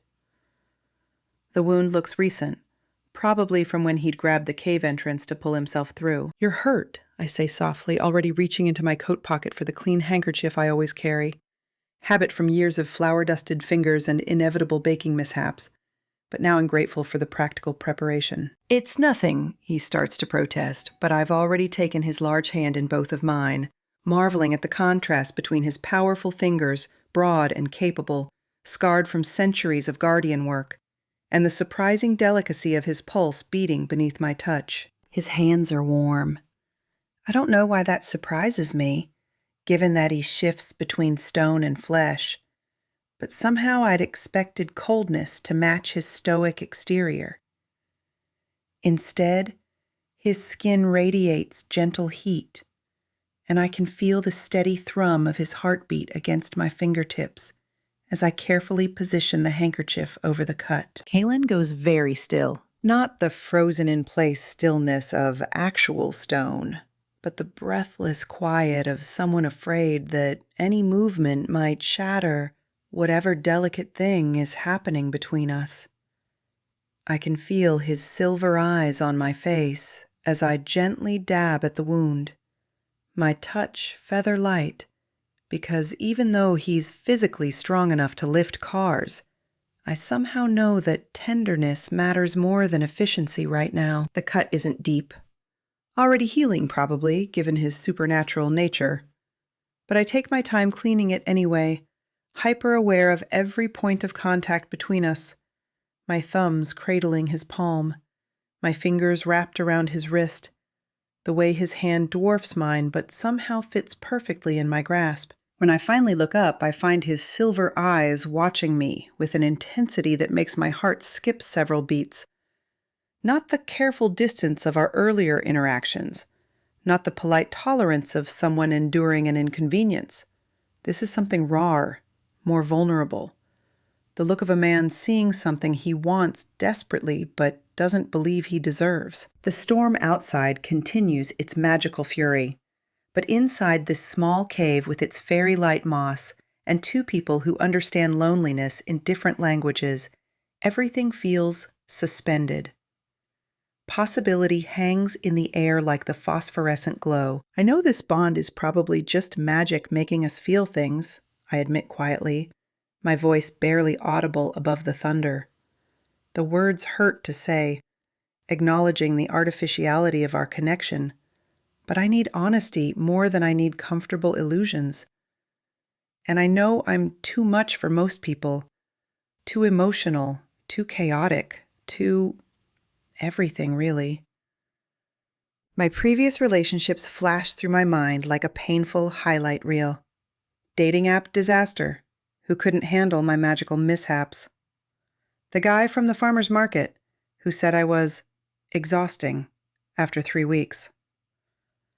That awful period where I tried to suppress my emotions entirely and nearly burned down my own bakery when the repressed feelings exploded in a literal fireball. Everyone always says they're fine with my magic at first, I continue, still holding his hand because I can't seem to make myself let go. But then the chaos gets to be too much. The floating pastries, the emotional weather patterns, the way my feelings make physical changes to reality. It's easier for them to just leave. Find someone calmer. Someone who doesn't accidentally make it rain macarons when they're excited, or summon thunderstorms when they're confused about their emotions. Kaelen's free hand rises to cut my cheek with surprising gentleness, his thumb brushing away a tear I didn't realize had fallen. His touch is warm and infinitely careful, like I'm something precious he's afraid of breaking. "You're not too much, Pella," he says, his voice rough with emotion that cracks through his usual stoic control. "You're exactly enough. You're perfect, exactly as you are." The words land like physical things, settling into all the hollow spaces inside me where I've stored every "you're too intense" and "can't you just calm down" and "why can't you be more normal" I've ever received. "Your magic isn't a flaw that needs fixing," he continues, his thumb tracing gentle circles on my cheekbone. "It's honest, pure. You feel things deeply, and the world responds because that kind of authenticity has power. That kind of genuine emotion creates beauty, even when it creates chaos." "But the chaos," I start, "is part of who you are," he interrupts firmly. "And who you are is extraordinary, vibrant, full of life and joy and wonder that makes the world brighter just by existing in it. You think you're too much, but you're actually giving everyone around you the gift of your authentic self. And anyone who can't appreciate that doesn't deserve you." My breath catches because he's looking at me like I matter. Not despite my chaotic magic, but including it. like all the parts of me I've learned to apologize for, are actually reasons to celebrate rather than suppress. The moment stretches between us, charged with something deeper than magic. I search his face and see not the gruff guardian keeping careful distance, but a man who understands loneliness, who recognizes the fear of being rejected for one's true nature because he's lived with that same fear for centuries, believing his stone-like appearance makes him monstrous, who looks at me like I'm something precious rather than problematic. We're both too much in different ways, both shaped by isolation and the belief that we need to hide our real selves to be acceptable to others. But right now, in this glowing cave with storm raging outside, we're seeing each other clearly. And what we're seeing doesn't require hiding, or apologizing, or making ourselves smaller to fit into comfortable boxes. When Kaelen leans down and I rise to meet him, our first kiss is soft and tentative. A question asked, and answered in the gentle press of lips while something warm and golden blooms in my chest. His hand on my cheek steadies me even as the world seems to tilt sideways and I let myself melt into the kiss with all the honesty he says he values. No holding back, no careful control. Just pure feeling translated into this perfect moment of connection. Magical fireflies materialize from nowhere, dancing around us in spirals of golden light, like tiny stars escaped from the night sky. Their glow warms the cave, mixing with the blue-green phosphorescence to create an aurora of color that pulses in rhythm with my racing heartbeat. The bond might have brought us together, but this tender exploration, this gentle acceptance, this perfect rightness of his lips against mine, feels like something that has nothing to do with magical compulsion and everything to do with two lonely people finding unexpected belonging in each other's chaos. When we part slowly, foreheads touching, while the storm outside gentles to a soft, cleansing rain, I feel hope blooming in my chest alongside something deeper and more frightening. The terrifying, wonderful possibility that regardless of magical bonds or artificial enchantments, I might actually be falling in love with this complicated, beautiful man who sees my chaos as something worthy of protection rather than correction. We should probably still look for those moon petals, I whisper against his lips, even though the last thing I want is to break whatever spell has woven itself around us. His quiet laugh rumbles through his chest where my hands have somehow ended up resting. Eventually, he agrees, his silver eyes warm with something that looks suspiciously like contentment. When the storm passes, the fireflies continue their gentle dance, while rain drums a soothing rhythm on stone, and I let myself stay exactly where I am, held carefully in the arms of someone who thinks I'm exactly enough. Chapter 6. Kaelen. The dawn breaks over Grimvale in shades of rose gold and lavender, beautiful enough to hurt. Standing on my bell tower balcony, I watch the town wake below, while guilt gnaws at my chest like a physical ache. Constant, sharp, impossible to ignore. My fingers ghost across my lips, remembering the softness of Pella's mouth against mine, the trust in her amber eyes when she'd looked at me like I was something precious rather than monstrous.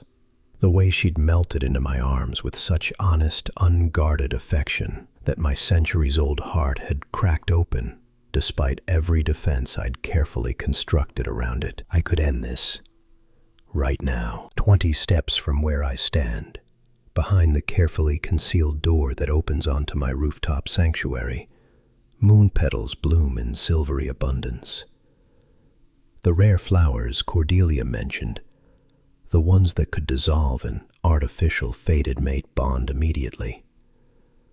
I've cultivated them for years in my secret garden, treasuring their delicate beauty in the only space I allow myself to be vulnerable. All I'd need to do is gather a handful, brew them into tea according to the old recipes, and share it with Pella.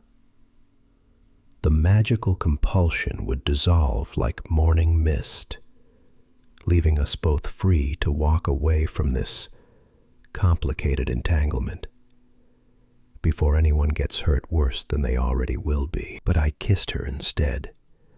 Let her believe we're trapped together by forces beyond our control, while the solution blooms within arm's reach, hidden behind my inability to admit. I keep a garden full of beautiful, fragile things, because somewhere beneath all this stone, I'm still capable of tenderness. The deception sits heavy on my conscience. I turn away from the garden door, from the easy solution I can't bring myself to take, and attempt my morning transformation. Time for patrol. Time to be what Grimvale needs. Stone guardian, eternal protector.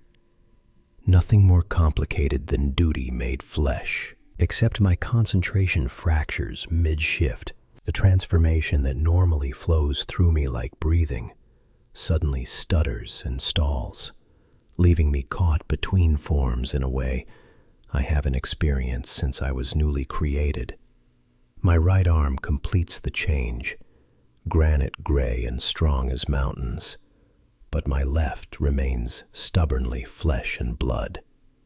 One half of my torso is hardened to protective stone, while the other stays vulnerable and warm. I stare down at myself in horror, watching my chest rise and fall in uneven patterns, stone on one side, skin on the other. My heartbeat visible beneath ribs that can't decide what they're made of. This shouldn't be possible. My control over my transformation is absolute, honed by centuries of practice, until shifting between forms is as natural as breathing. But now, standing on my balcony in the growing light, with thoughts of Pella's smile fracturing my focus, I can't even manage the basic function that defines my existence. I force myself to breathe slowly, methodically, willing the stone to recede in my body to return fully to flesh. It takes 3 attempts before the granite finally releases, leaving me shaken and entirely too aware of how badly I'm compromising my fundamental nature. This is what happens when a guardian gets distracted by personal desires, when duty takes second place to the warmth of another person's touch. Elena's face flashes through my memory, her dark hair spread across my pillow, her laugh bright as summer. The way I'd been so consumed with courting her that I'd missed the warning signs of the bandits gathering in the northern woods. 3 people died because I was too busy writing love poems to notice the threats converging on the town I'd sworn to protect. I won't make that mistake again. I complete my transformation carefully this time, forcing thoughts of Pella aside and thinking only of duty, protocol, the familiar weight of stone settling over vulnerable flesh. When it's done, I'm whole and solid and safe from the complications of feeling too much. Mrs. Henderson's gate needs attention. The latch has been sticking for weeks. I head down from the tower with grim purpose, grateful for simple tasks that require nothing more than steady hands and basic competence. Except my hands aren't steady anymore. The moment I touch the simple iron latch, intending only to tighten the screws and realign the mechanism, the metal warms beneath my granite fingers. It shifts and flows like living mercury, transforming into an elaborate pattern of rose vines that curl around the gatepost with such delicate artistry. They look like they grew there naturally. Beautiful, completely non-functional, utterly useless as an actual latch. I stare at my hands in mounting horror, watching them shake slightly. This isn't my magic. I'm a guardian. I repair, I protect, I strengthen. I don't create decorative metalwork that serves no practical purpose beyond looking pretty. Except apparently I do now, because my emotional turmoil is bleeding into my work with the same chaotic intensity as Pella's magic affects her baking. "Oh, how lovely!" Mrs. Henderson exclaims from her doorway, clutching her morning tea and beaming at the roses. "Kaelen, I had no idea you were such an artist. It's like something from a fairy tale." I manage a stiff nod and mutter something about needing to adjust the mechanism. But when I try to restore the iron to its original simple form, nothing happens. The roses remain stubbornly decorative, mocking me with their useless beauty. "Actually, I'll need to return with different tools," I force out, backing away from my own handiwork like it might bite. I apologize for the inconvenience. Fletcher's hardware store is next on my mental list, a sagging shelf that needs reinforcement before it dumps expensive power tools onto the floor. Simple structural work, the kind of thing I could do in my sleep after centuries of practice. The moment I touch the shelf supports, they transform into ornate carved buttresses that belong in a cathedral rather than a practical workspace. Gothic arches with delicate tracery spiral up toward the ceiling, supporting the shelf with such elaborate architecture that they turn Fletcher's simple storage area into something resembling a small chapel dedicated to the worship of hammers and screwdrivers. Early morning customers stop and stare. Fletcher emerges from the back room, takes one look at what I've done, and simply stands there with his mouth hanging open. Words fail me. What can I possibly say? Sorry, I'm compromising my fundamental nature because I kissed a witch yesterday, and now I can't stop turning everything I touch into romantic architectural features. It's different, Fletcher manages finally, his practical nature clearly at war with diplomatic politeness. Very decorative. The shelf is technically more stable now, held up by enough carved stone to support a small building, but it's completely out of place in the aggressively utilitarian hardware store. I've essentially turned his workspace into a monument to my own emotional instability. "I'll fix it," I mutter, backing toward the door. "I'll come back when I can." I flee before I can finish the sentence, my usual stoic composure crumbling under the weight of my own incompetence. Outside, walking through the town square with the morning sun warming stone that feels like it's cracking from the inside out, I can't hold back the bitter self-recrimination anymore. "I kissed her while lying by omission," I mutter, to no one in particular, or maybe to the universe itself. Let her think we're trapped by forces beyond our control, when I could free us both with a simple cup of tea. And now I can't even do my job without turning everything into useless romantic decoration. The fountain responds to my self-loathing with vengeful enthusiasm. Yesterday's romantic melodies return at full volume, but filtered through my current emotional state, they emerge as something that sounds like a funeral dirge played in waltz time, mournful and beautiful, and deeply confused about what it's trying to convey. Confused joggers slow to stare at the fountain, which is now spouting water in time with the discordant music, while magical lights flash pink and gray in alternating pulses that match my fractured emotional state. "Kaelen." Mayor Thaddeus Grimm's voice is gentle but firm, the tone he reserves for delicate supernatural situations that threaten public safety. I turn to find him standing near the courthouse steps, his wire-rimmed glasses catching the morning light, and his kind brown eyes filled with diplomatic concern that somehow makes the guilt worse. He gestures toward the evidence of my instability scattered throughout the square. A street lamp flickering pink like a heartbeat. A mailbox that has sprouted actual hearts carved into its surface. A park bench that now features intertwined initials I definitely didn't carve consciously. I have been getting reports about the magical disturbances, he says carefully, adjusting his glasses with the habitual gesture I've watched him make through countless town council meetings over the years. The town council is worried about the stability of our protective enchantments. The words hit me like a physical blow, and suddenly I'm not standing in the morning bright square anymore.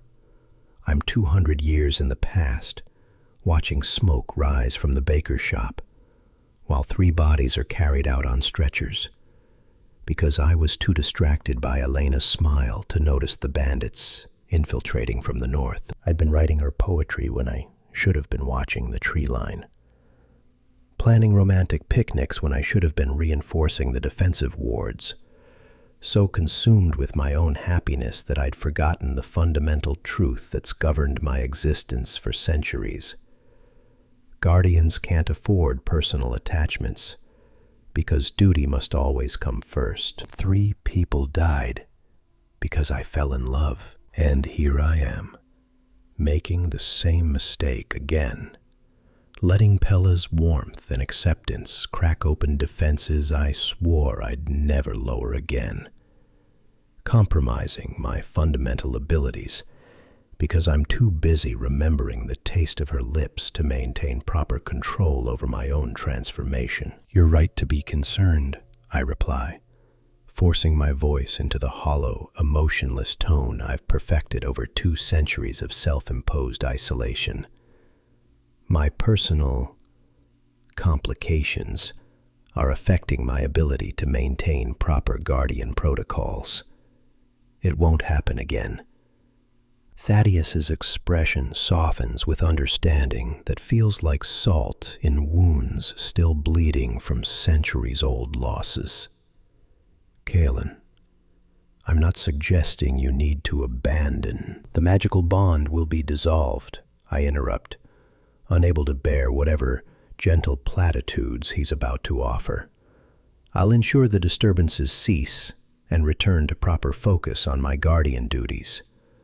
Grimvale's safety is paramount. There's a balance between duty and personal happiness, Thaddeus tries again, his voice carrying the wisdom of someone who's successfully managed both. The council isn't asking you to be alone forever, just to work with us on managing the magical overflow until... I appreciate your concern, Mayor. The formal title creates distance where there's usually casual friendship. But I know what's necessary. This has happened before. I won't allow personal distractions to compromise Grimvale's safety again. The word again slips out before I can stop it, carrying the weight of old guilt I've never shared with anyone.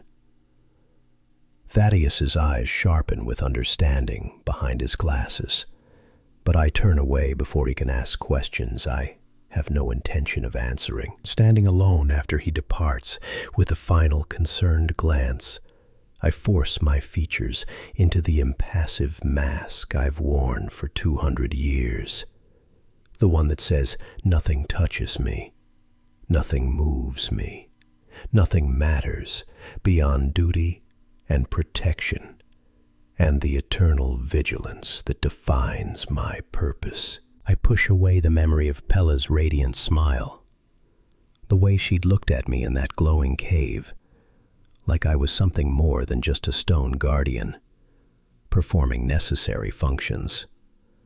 The warmth of her body against mine, and the honest affection in her voice when she'd called my careful distance beautiful instead of cold. She deserves someone who can love her without reservation.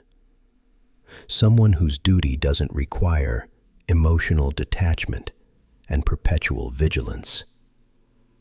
Someone who won't get the people around them killed because they're too busy being happy to notice threats converging. The moon petals are waiting in my garden.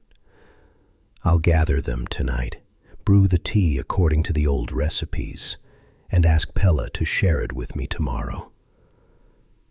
The magical bond will dissolve, freeing us both from this artificial connection before my compromised abilities cause real damage. And then I'll explain why I can't see her anymore, why the kiss was a mistake I won't repeat, why I need to return to the solitary existence that keeps Grimvale safe, even if it leaves me hollow inside. I stride toward the seventh sprinkle with grim purpose, each step feeling like walking toward my own execution. My heart rebels against the necessity of what I'm about to do, but I silence it with the iron determination that's defined my existence since Elena's funeral. This is mercy, I tell myself, breaking both our hearts now to save her from the cursed fate of loving a guardian whose duty must always come first. Better pain now than grief later, when my divided attention gets her killed, the way it killed the others. The bakery's windows glow warm and welcoming in the morning light, and I can see Pella moving inside, probably already covered in flour and humming to herself while pastries float in cheerful orbits around her head. I rehearse the cold, distant words I'll use, the careful explanation that what happened yesterday was a mistake we both need to walk away from, the logical arguments for why the bond needs to be dissolved immediately and all contact between us needs to cease. My hand reaches for the door handle. Every instinct I possess screams at me to turn around, to choose differently, to trust that maybe this time will be different.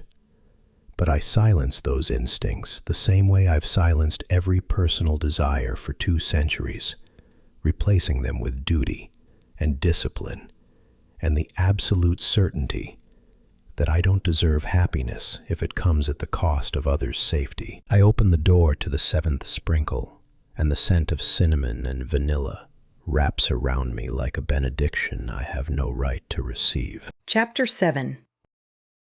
Pella.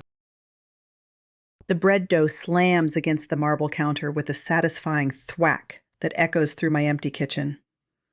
Dawn light filters through the seventh sprinkle's windows, catching on flour particles suspended in the air like tiny stars, and I pummel the elastic mass with all the frustrated energy churning in my chest. I think it's best if we maintain distance, Kaelen had said yesterday, his silver eyes fixed somewhere over my left shoulder instead of meeting my gaze. The magical bond has complicated matters. Once it's dissolved, we should avoid unnecessary contact. Unnecessary contact, as if the kiss we'd shared in the cave had been some accidental brush of hands. As if the way he'd looked at me, really seen me, all my chaotic, messy intensity, had meant nothing at all. I need harder, throwing my whole body into the motion while tears streak hot paths down my cheeks and mingle with the flour dusting my skin. The bread dough has long since passed the point of proper gluten development, but I can't stop. If I stop kneading, I'll have to think. If I think, I'll remember the exact timbre of his voice when he'd called me beautiful, the way his usually stoic features had softened when I'd touched the scar on his hand, the gentle pressure of his lips against mine, while magical fireflies danced around us like we were the center of some enchanted fairy tale. Except fairy tales don't end with the hero looking right through you like you're made of glass. Like you're something easily shattered and just as easily forgotten. A teacup lifts gently off the drying rack, then another. The mixing bowls start to hover, spinning in lazy circles near the ceiling. Grandmother Verity's copper pots drift upward like helium balloons, and I'm too heartbroken to even try controlling the emotional surge making everything weightless. The entire bakery gives a gentle lurch. I barely notice as chairs lift off the floor, tables floating serenely as if this is perfectly normal. The shelves rise in unison, their contents somehow staying perfectly balanced, as the seventh sprinkle itself detaches from the ground and hovers 3 feet above its foundation. "Oh, wonderful," Jasper's voice fills my head with theatrical disdain. He's perched on what used to be his favorite chair by the window, now drifting in gentle circles through the airborne bakery. His orange fur stands on end, making him look twice his normal size. We've graduated from floating pastries to floating real estate. At least, when you dated that musician who ghosted you, we only had to deal with singing croissants. This is considerably more dramatic. Not helping, Jazz, I mutter, finally abandoning the overworked dough and reaching for my laminated pastry butter. Stress croissants. Yes. I can channel this mess of feelings into proper lamination technique. Layer upon layer of butter and dough, folded and refined until something beautiful emerges from the chaos, just like I keep hoping will happen with my stupid, wayward heart. That stone-headed fool doesn't deserve your tears, Jasper continues, somehow managing to sound both protective and judgmental simultaneously. His tail lashes through the air as his chair rotates past the floating ovens. Though I suppose if you're determined to pine dramatically, at least do it while making those excellent stress croissants. They're honestly the best thing to come out of your romantic disasters. Remember Timothy, the werewolf who turned out to be already married? Those heartbreak eclairs were divine. Jasper! I am simply being practical. He begins grooming one white paw with exaggerated nonchalance. Your emotional baking always produces superior results. It's the silver lining to your perpetually catastrophic love life. I'm about to inform him exactly where he can put his silver linings when the bakery's front door opens. Beatrice Holloway steps inside, her short black hair slightly mussed from sleep, and her usual paint-stained cardigan thrown over pajama pants printed with tiny coffee cups. She takes one look at the floating furniture, the airborne inventory, and my tear-streaked, flour-covered face, and doesn't even blink. Instead, she navigates the hovering tables with the grace of someone who's lived in Grimvale long enough to consider magical chaos perfectly ordinary. Settling herself onto a floating stool near the counter. "Oh, honey," she says, her warm brown eyes full of understanding as she reaches across to pat my flour-dusted hand. "That man looked at you yesterday like you hung the moon. I saw you two walking back from the woods. He was watching you like people watch sunrises, all wonder and disbelief that something so beautiful exists." Fresh tears threaten, and I blink them back furiously while rolling out pastry dough. Then why did he? Gargoyles don't change their minds that fast without a reason, Beatrice interrupts gently. Trust me. My husband was just as stubborn when we first met. Convinced himself he wasn't good enough for me because he was just a carpenter. And I had gallery showings in the city. Took me 3 months of showing up at his workshop with his favorite sandwiches before he finally admitted he was scared of how much he cared about me. She picks up a piping bag full of vanilla buttercream from where it floats near her elbow, helping me frost the batch of cupcakes drifting past like sugary clouds. Some people push away what they want most because they think it's what's best for everyone. Especially people who spend their whole lives protecting others instead of protecting their own hearts. The front door opens again, and Fletcher Graves shuffles in, looking distinctly uncomfortable, his perpetual 5 o'clock shadow even more pronounced than usual. His calloused hands fidget with his coffee cup, the one I'd already prepared out of habit, now floating gently beside the register. "Don't usually do the whole talking about feelings thing," he mutters, his gaze fixed firmly on the floating floorboards. "But figured you should know. Never seen Kaelen smile before you came along, girl. Not in the 15 years I've lived here. Caught him humming yesterday while fixing my shop sign. Actually humming, like he enjoyed being alive instead of just doing his duty." Something cracks in my chest, painful and tender all at once. "He was different with you," Fletcher continues gruffly. "Lighter. Like maybe he remembered what it felt like to be more than just the town guardian. Whatever's got him running scared now, it ain't because he doesn't care." The door keeps opening. Mrs. Henderson arrives in her morning yoga attire, settling her ample frame onto a floating chair with surprising grace. Tommy Walsh appears with his teenage daughter, both of them grabbing hovering pastries while offering encouraging smiles. More regular customers filter in, drawn by some invisible signal that one of their own needs support. My bakery has transformed into an impromptu gathering, people perching on floating furniture and sharing coffee while the entire building hovers 3 feet above its foundation. That boy's been protecting this town for longer than any of us have been breathing, Mrs. Henderson says, accepting a levitating cup of chamomile tea. Probably forgot how to let himself be happy. But you've reminded him, dear. I've seen the way the flowers bloom brighter on his patrol route lately. The way the gargoyles on the other buildings seem less stern when he passes by. Magic recognizes magic even when it's buried under centuries of duty. The magic bond might have brought you together, Tommy Walsh adds, surprising everyone with his thoughtful observation. His daughter nods enthusiastically, mouth full of floating scone. But I've seen how you look at each other when you think nobody's watching. That's not artificial, Miss Pella. That's the real thing. My wife and I had that same look before I worked up the courage to propose. Took me 2 years, but she waited because she knew. Warmth spreads through my chest, melting some of the ice that's formed around my heart. These people, my found family, my chosen community, they're surrounding me with their love and support like a protective shield against the doubt trying to consume me. Listen to them, Jasper announces, leaping onto the floating counter with theatrical flair. His green eyes blaze with feline determination as he sits directly in front of me, tail wrapped primly around his paws. If that overgrown stone pigeon thinks he can break your heart and skulk back to his tower, he's about to learn that this family doesn't abandon its own. We fight for what matters. His mental voice softens slightly, just for me. You matter, Pella. More than you know. And if he's too stone-headed to see that, we'll remind him together. I look around at all these faces. Beatrice with her paint-stained fingers and maternal warmth. Fletcher with his gruff support hiding a tender heart. Mrs. Henderson and her yoga zen wisdom.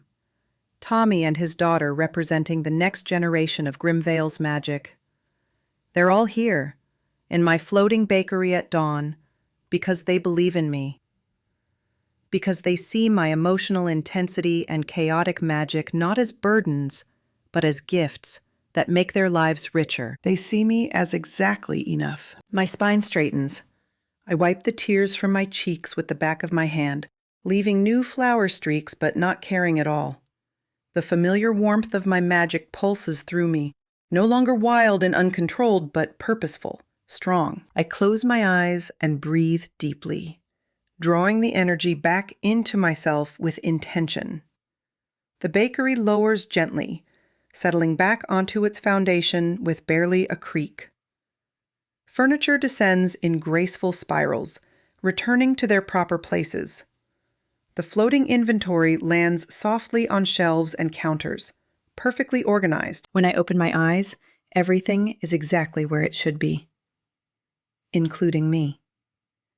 You're right, I say, my voice growing stronger with each word. I look at each person in turn, holding their gazes and letting them see the determination crystallizing in my chest. Whatever's making him push me away, it's not because he doesn't care. I felt it when he kissed me. That wasn't magic. That was real. That was him choosing me, even if just for a moment. That's my girl, Beatrice grins, raising her coffee cup in salute. And I'm not giving up on us without a fight, I continue, feeling the truth of it settle into my bones. Magical bond or no magical bond. If Kaelen Thornwick thinks he can protect me by breaking both our hearts, he's got another think coming. Because I'm done letting people decide I'm too much. I'm done accepting that my chaos makes me unlovable. Jasper's purr rumbles through the bakery, proud and fierce. Finally! Now that's the witch who survived every romantic catastrophe with style and emerged stronger each time. Shall we devise a plan?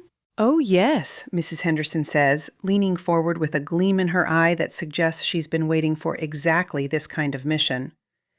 "Let's show that noble, self-sacrificing gargoyle what happens when he tries to make decisions for both of you." The gathered crowd murmurs agreement. And despite everything, despite the heartbreak still aching in my chest and the fear that maybe I'm wrong about what I felt, hope blooms warm and bright inside me. I'm not alone. I've never been alone. And if Kaelen thinks he can face the combined determination of Pella Verity and her entire chosen family, he's about to learn that sometimes the most powerful magic isn't in ancient bonds or guardian duties. It's in the courage to fight for love, even when love tries to push you away for your own good. Chapter 8. Kaelen. Moonlight cuts across the narrow window of my quarters, sharp as a blade. I've been lying here for hours, staring at the rough stone ceiling, tracing the familiar cracks and fissures I've memorized over decades of solitary nights. Sleep refuses to come. It keeps its distance, repelled by the images circling through my mind like carrion birds. Pella's face when I'd turned away from her this morning. The confusion in her amber eyes dimming to hurt, then hardening into something worse, acceptance. As if she'd expected this, as if every person who'd ever called her too much had prepared her for the moment I'd prove them right. I roll onto my side, my stone skin scraping against the simple wool blanket. The sound echoes too loud in these sparse quarters. Just a bed, a small table, a trunk containing possessions accumulated over centuries but never truly cherished. Everything temporary, everything kept at arm's length. Because guardians don't need comfort. We need purpose. Except purpose feels hollow tonight, like the empty space where my heart should be. "You're imagining things," I'd told her coldly, my voice flat and emotionless, despite the way my stone threatened to crack from the effort. "Whatever you think happened between us was just magical interference. The bond creates artificial feelings." She'd flinched, actually flinched, as if I'd struck her. But she'd rallied, that stubborn optimism fighting to survive even as I systematically dismantled it. "I don't believe that," she'd said quietly. "What I feel when I'm with you isn't artificial, Kaelen. It's a mistake," I'd interrupted, each word carved from ice. "One I won't repeat. Find someone better suited to your brightness, someone who won't fail you." Then I'd left, because watching her face crumble would have broken my resolve entirely. The memory claws at me now.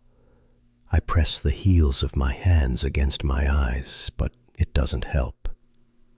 Nothing helps. The moonlight keeps streaming through the window, cold and constant, illuminating my self-imposed prison. Elena never looked at me the way Pella does. Elena had loved the poetry I wrote, the romantic words I'd crafted for her, the attention I'd lavished upon her when I should have been maintaining the watchtower. She'd loved what I could give her, not who I was beneath the stone. Pella sees me, actually sees me.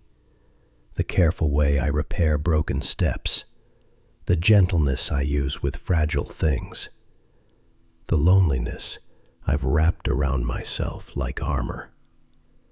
She doesn't flinch from my transformation, or ask me to be less of what I am. She just accepts, celebrates even, with that bright joy she brings to everything. And I repaid her by treating her like a problem to be solved, a distraction from duty. The walls close in tighter. 4 centuries I've existed in this tower, in these quarters, in this carefully controlled isolation. and tonight the stone feels suffocating.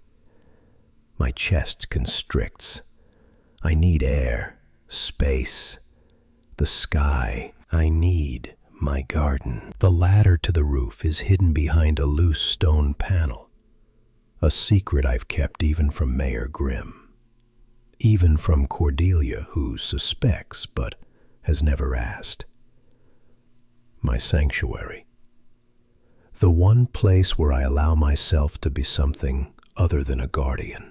The rungs are smooth under my hands, worn by decades of nocturnal climbs, when the weight of immortality grows too heavy to bear alone. Cool night air greets me as I emerge onto the rooftop, and I breathe deeply, drawing it into lungs that don't technically need it, but crave the ritual anyway. My garden spreads before me in the starlight, lovingly cultivated over 70 years of patient work. Climbing roses wind through wrought iron trellises I'd forged myself, their blooms pale and perfect in the darkness. Night-blooming jasmine releases its sweet fragrance into the air, mingling with the subtle shimmer of enchanted herbs that glow softly with their own gentle magic. Moonflowers unfurl their white trumpets toward the sky, drinking in the celestial light. And there, in the center of it all, the moon petals bloom silver white, their ethereal beauty almost painful to witness. I kneel among them, my stone knees settling into the soft earth I've tended with such care. The flowers seem to mock me with their simple elegance, their straightforward solution to my impossibly complicated problem. All I'd have to do is harvest them, brew the dissolving tea, and end the magical bond forcing Pella and me into proximity. The artificial connection would fade. The chaos affecting the town would stop. My duties would return to their normal precision.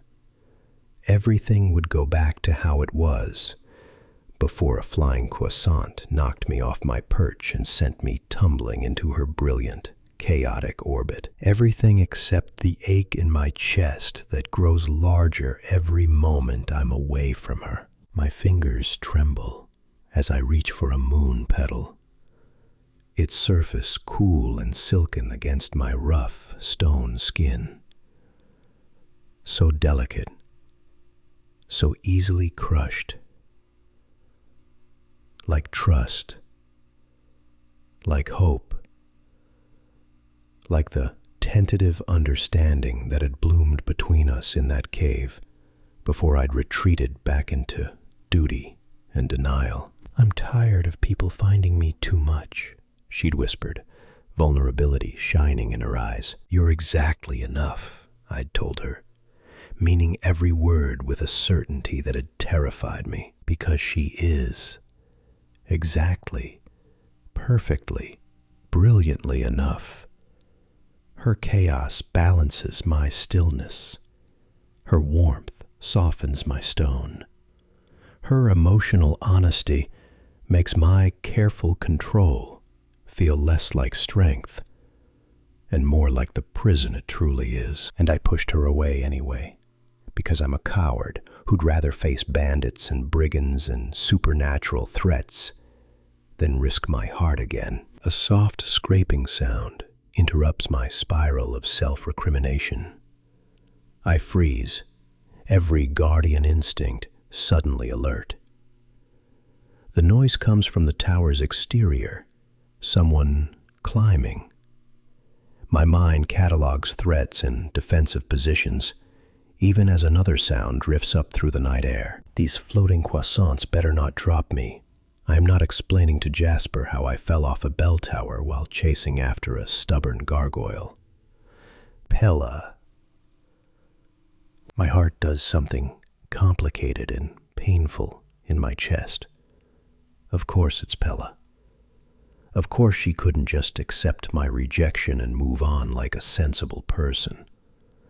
Of course she'd climb a bell tower in the middle of the night, using levitating pastries as stepping stones, because that's exactly the kind of beautiful madness that defines her. I should be angry, concerned for her safety, prepared to scold her for the recklessness. Instead, I'm simply waiting, my breath caught somewhere between hope and terror, as her auburn head appears over the rooftop's edge. She pulls herself up with surprising grace, golden croissants drifting around her like loyal guardians as she climbs onto my secret garden.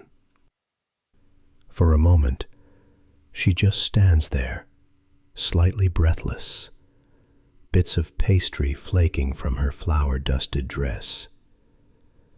Then her gaze sweeps across the moonlit paradise I've hidden for 70 years, and her amber eyes go wide with wonder. "Oh, Kaelen," she breathes. I brace myself for anger, for accusations about the moon petals I've possessed all along, for justified fury at my deception. Instead, her voice fills with pure awe. "This is beautiful. All these years you've been growing a garden up here? No wonder you love this town so much. You've literally made something magical bloom in the darkness." The words hit me like a physical blow.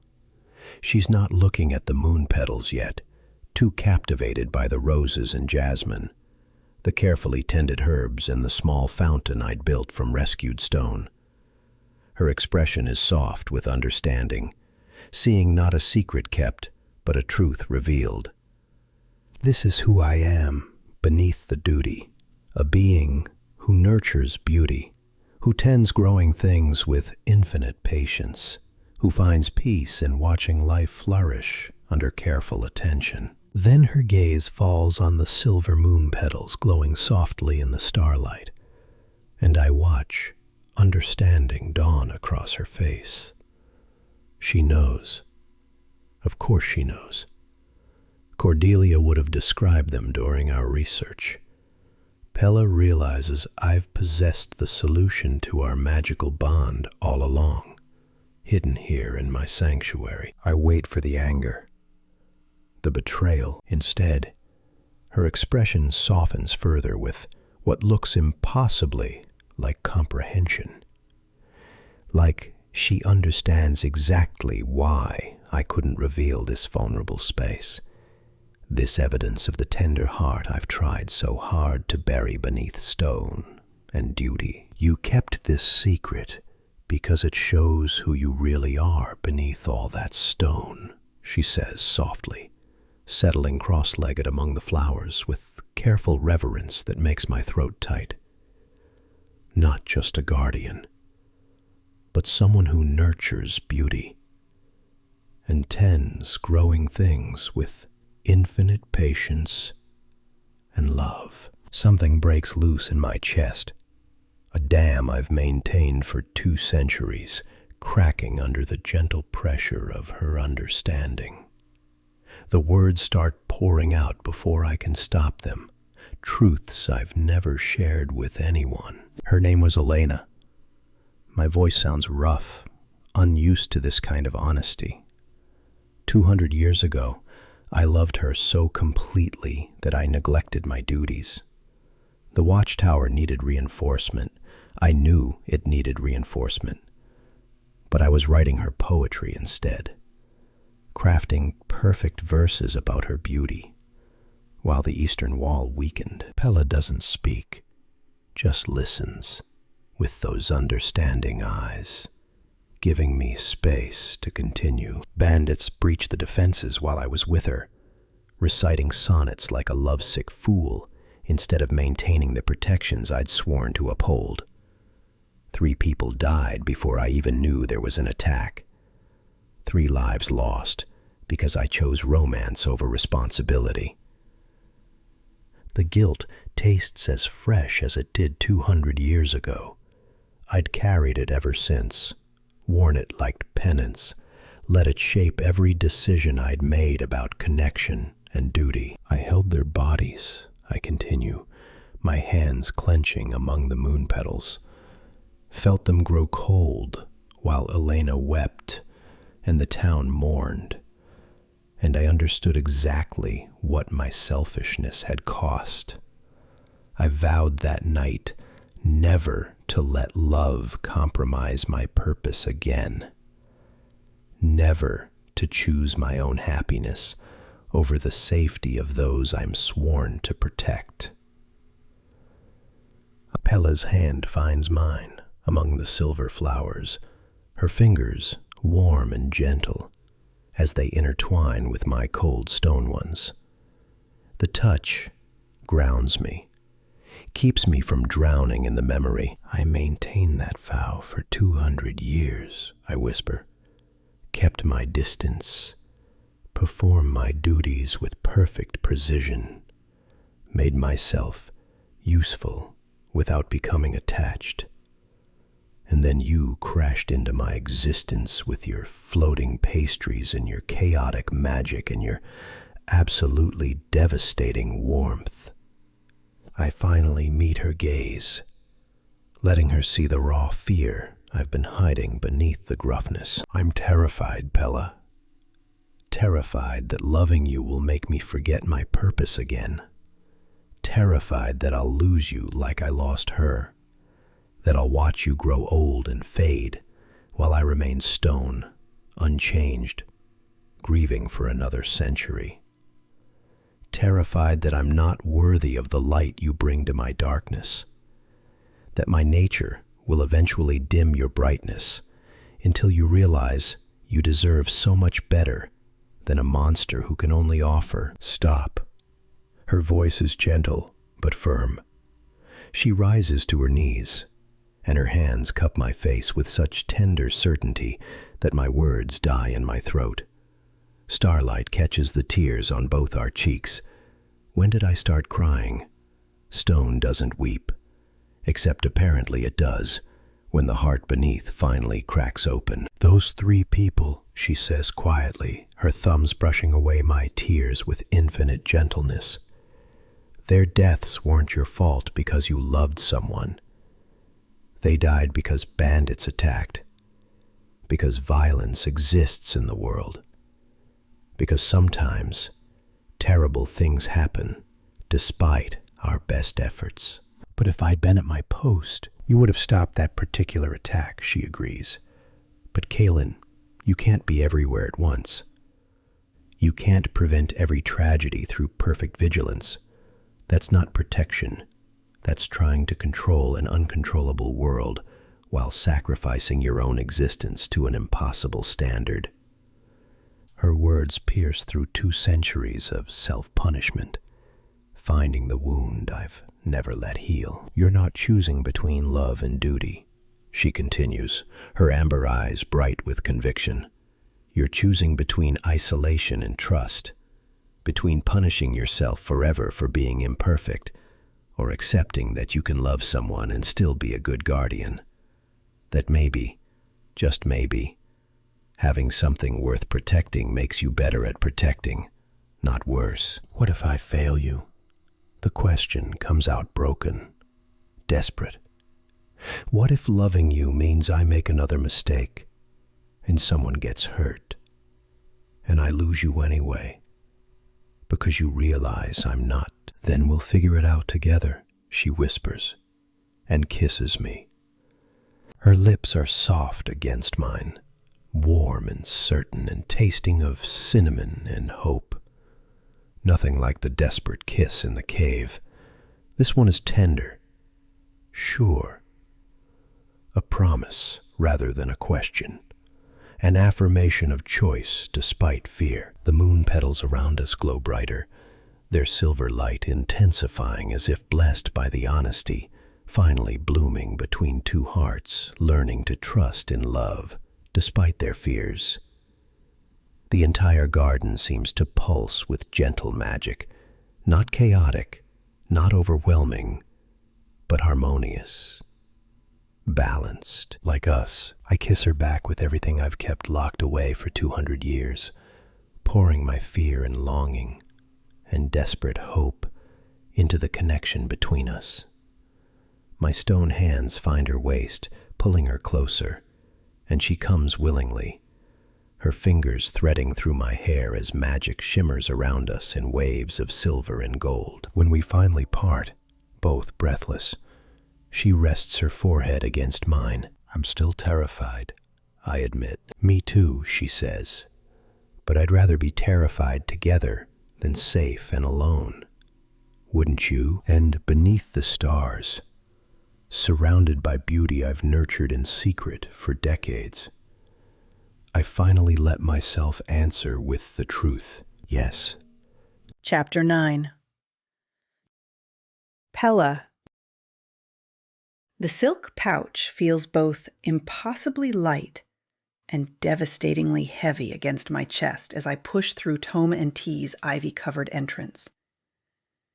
My heart hammers so loudly I'm certain everyone in Grimvale can hear it, a frantic rhythm that matches my footsteps on the ancient wooden floors. Beside me, Kaelen's presence radiates warmth and barely contained tension, his stone fingers brushing mine in a touch that sends sparks of magic dancing between us. The bookshop responds to our arrival like a living thing. Floating volumes pause mid-flight, pages ruffling with curiosity. A biography of famous gargoyle guardians drifts closer, then retreats respectfully. Romance novels cluster together near the consultation area, their gilded spines glinting in the magical candlelight. The self-organizing shelves hum with anticipation, and I watch with wide eyes as books begin arranging themselves into expectant circles around Cordelia's velvet chairs. They know, I whisper. The books know why we're here. Everything in this shop knows everything, Kaelen replies, his voice rough. Cordelia sees to that. As if summoned by her name, Cordelia emerges from behind a towering shelf of spell compendiums, her silver hair catching the light from floating candles that adjust their brightness to illuminate her path. She's wearing flowing robes the color of twilight, and her violet eyes fix on the pouch clutched against my racing heart. You found them. It's not a question. She glides toward us with that unsettling grace of hers, hands extending. May I? Kiryu, I nod, unable to speak, and carefully transfer the precious moon petals into her waiting palms. The silk whispers as it changes hands, and I feel the loss of their weight like a physical ache. Cordelia's expression shifts as she examines the flowers, her elegant fingers turning them this way and that in the ethereal light. The moon petals glow with silver luminescence, their delicate petals seemingly made of concentrated starlight. Beautiful. Perfect. The solution to all our problems. Except Cordelia's face has gone troubled. Beautiful specimens, she murmurs, her voice heavy with something that makes my stomach clench. Perfectly preserved. Exactly what we need for the dissolution ritual. She pauses, and that pause feels like falling. But I must warn you, breaking an artificial bond that has developed genuine emotional attachment carries significant risks I didn't mention before. The floor seems to tilt beneath my feet. What kind of risks? Though even as I ask, something inside me already knows. The universe doesn't hand out perfect solutions without strings attached. Love. Real love, messy love, the kind worth fighting for, never comes easy. I reach instinctively for Kaelen's hand. His fingers close around mine with desperate strength, and I feel his stone exterior trembling slightly. Cordelia's grave expression deepens. She sets the moon petals on a small table between the consultation chairs, where they continue to glow with oblivious beauty. Around us, floating teacups begin to tremble on their saucers, responding to the weight of whatever she's about to say. The magical atmosphere in the shop shifts, growing heavier. When artificial bonds dissolve after real feelings have formed, she explains gently, each word precise and terrible. The magical backlash can sever all romantic capacity between the individuals involved. Silence crashes through the bookshop like a wave. Floating volumes close themselves with soft thumps, respectful witnesses to our devastation. The self-service tea cart stops mid-roll. Even the ivy in the windows seems to still. What does that mean? I ask, though my voice sounds distant to my own ears.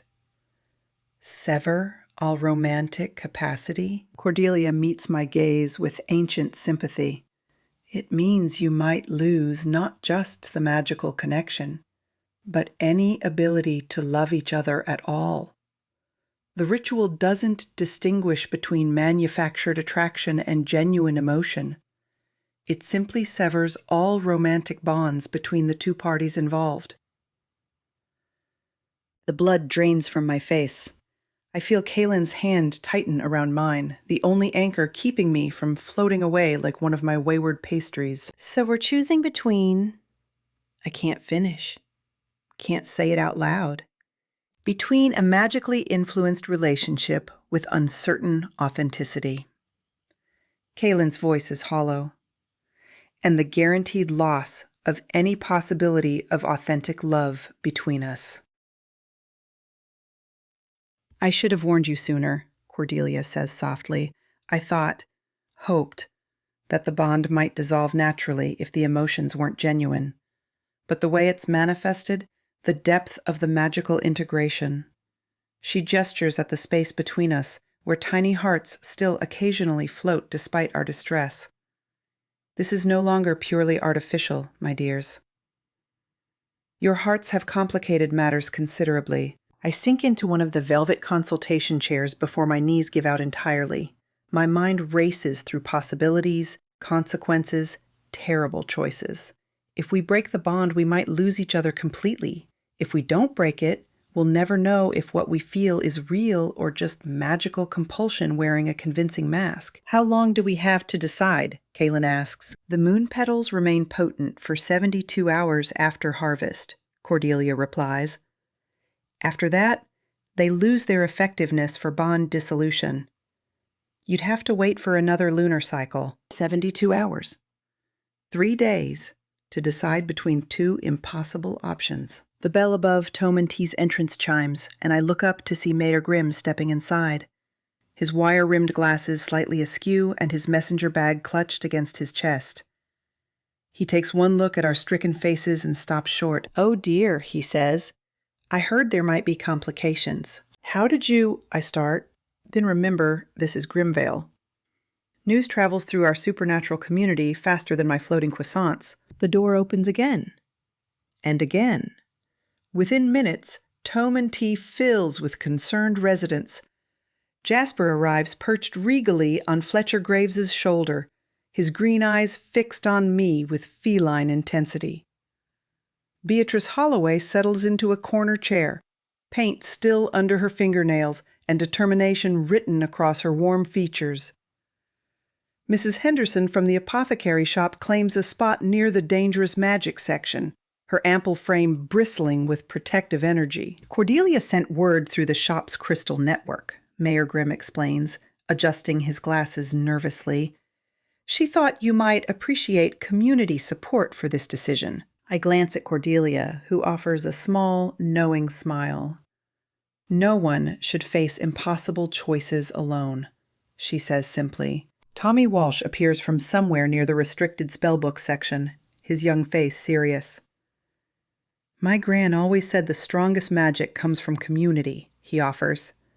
Figured you could use ours. Tears prickle behind my eyes. This, right here, is why I stayed in Grimvale despite every disaster, every magical mishap, every romantic catastrophe. These people, this family I found rather than being born into. All right. Fletcher clears his throat awkwardly, his calloused hands fidgeting with a teacup someone's pressed into his grip.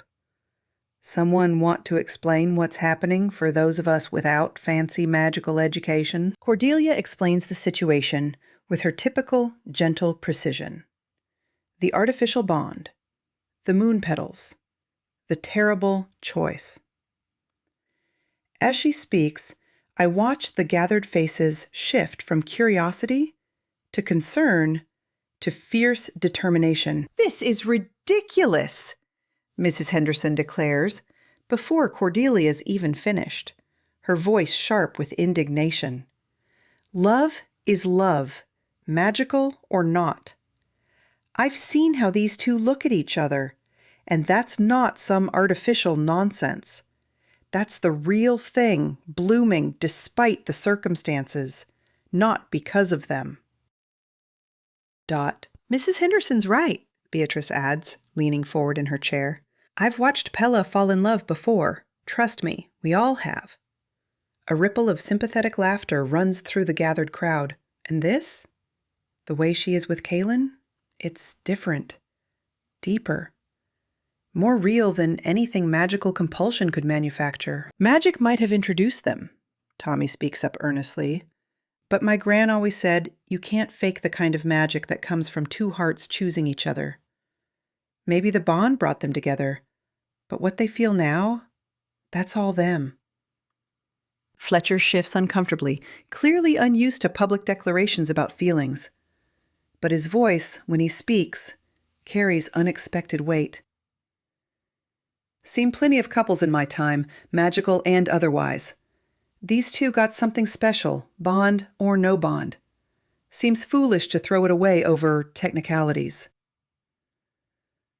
From your lips to the universe's ears, Jasper's telepathic voice resonates through the shop, making several people jump. He fixes me with an intense stare from his perch on Fletcher's shoulder.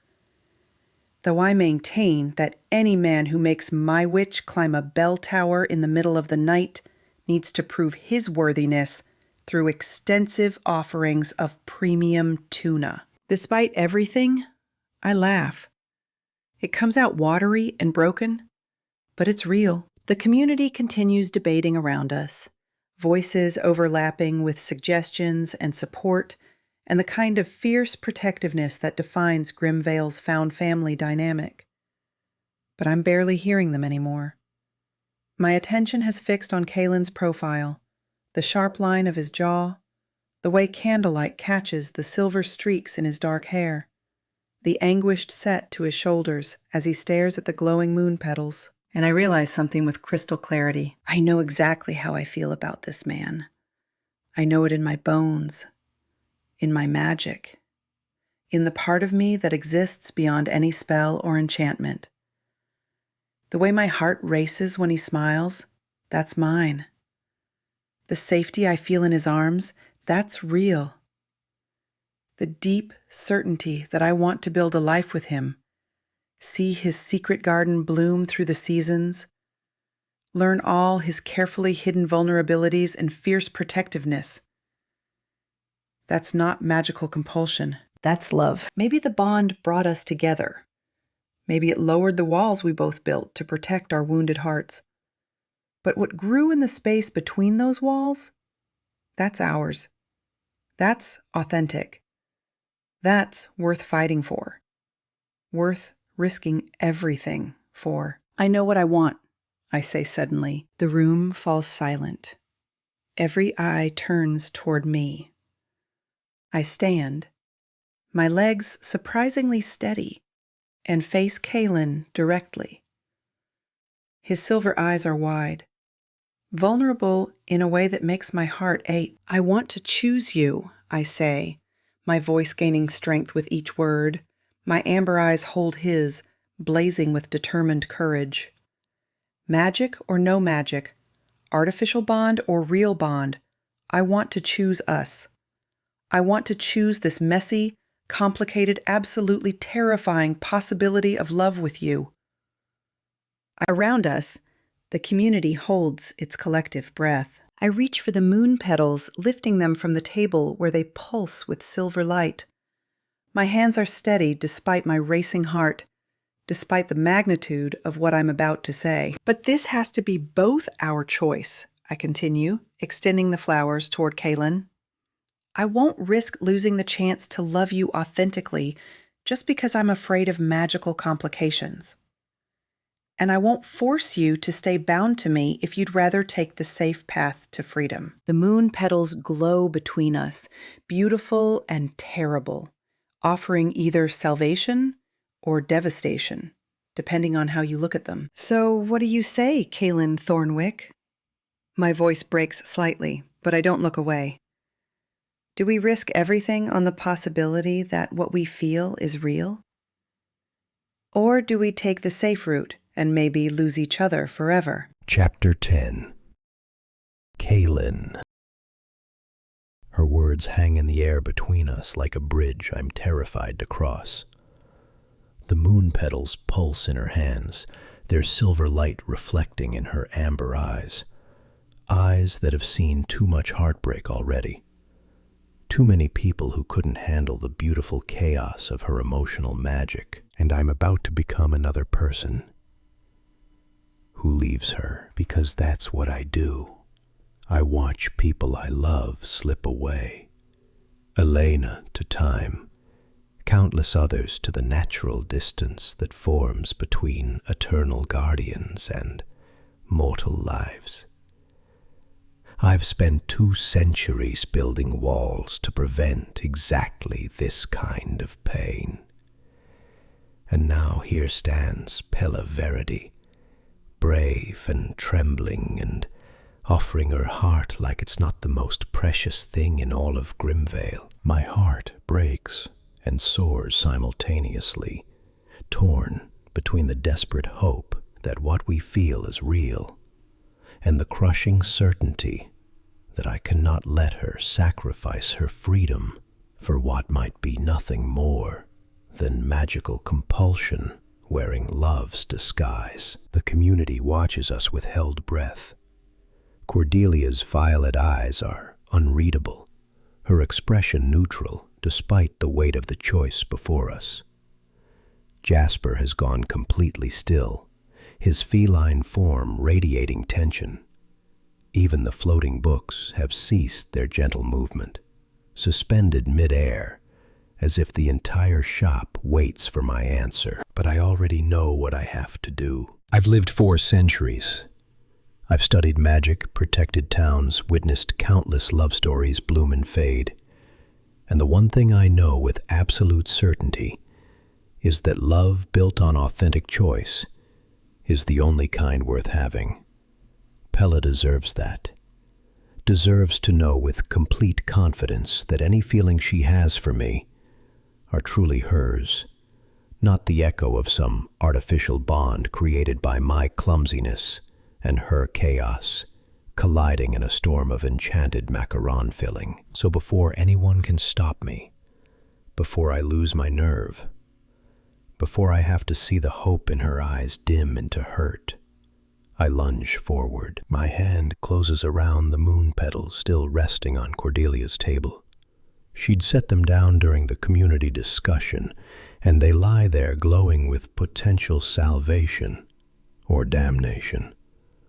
Pella's startled cry rings out as I snatch them up, crushing the delicate silver flowers between my palms before she can react. I won't let you throw away your chance at real love for an artificial bond, I declare, my voice rough with desperate nobility that tastes like ashes in my mouth. The moon petals release their counter magic immediately.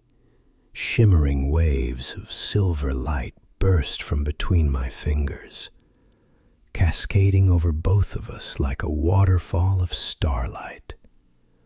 The magic feels ancient and powerful, purposeful in its dissolution. It knows what it's meant to undo, and it sets to work with terrible efficiency. Kaelen, no!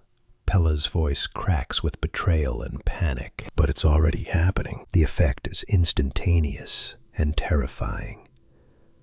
I feel the warm thread that has connected me to Pella since our collision on the bell tower begin to fray.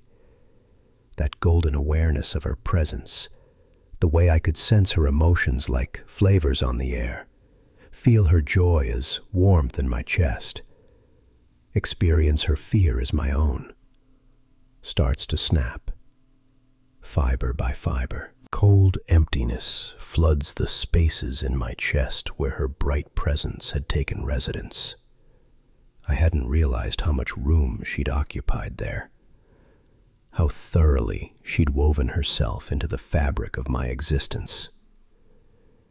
Every fraying thread leaves me colder, emptier, more alone than I've felt in 200 years. This is what I wanted.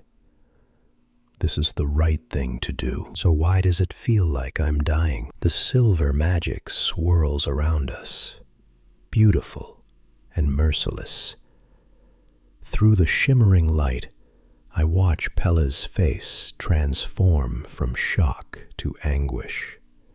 She staggers backward, as if I've physically struck her, one hand flying to her chest, while the other reaches toward me with desperate, grasping fingers. "No, no, no," she gasps, her amber eyes wide with panic as she feels our bond weakening.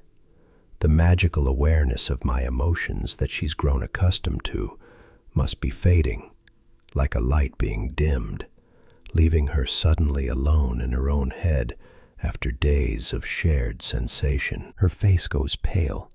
The freckles across her nose stand out in sharp relief against her white skin. Around us, magical chaos erupts, her emotional distress manifesting as it always does. Pastries in the nearby display case begin to levitate and spin. Books flutter wildly on their shelves. Teacups rattle against saucers with increasing violence. She's losing me. We're losing each other, and I realize, with growing horror, what I've done. Not the noble sacrifice I imagined, but a unilateral decision made out of fear, dressed up as protection. I've taken her choice away just as surely as the original bond did, imposed my own fear of loss onto her brave declaration of love. The moon petal dust continues its work, dissolving the connection between us with ruthless thoroughness. The warmth in my chest grows colder. The golden thread frays to its final strands. Pella lunges toward the dissipating silver dust with desperate determination. "Stop!" she shouts, and her hands begin to glow. Raw, emotional magic erupts from her palms. Not the gentle, food-focused magic of her daily baking, but something primal and powerful. Pure amber light crackles around her fingers, blazing with intensity that makes the gathered crowd gasp and step back. The display case pastries stop spinning midair. The books freeze in place. She's never looked more magnificent. Silver and gold collide as she forces her magic against the moon petal spell.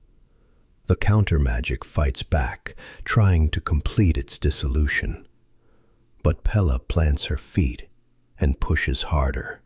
Sparks fly where the opposing magics clash, creating visible fireworks in the air around us. "I don't want to be free from this." Her voice carries the ring of absolute certainty of someone who knows her own heart with devastating clarity. "I want to choose it, transform it, make it real." The assembled crowd gasps collectively. Someone, I think it's Beatrice, lets out a small sob.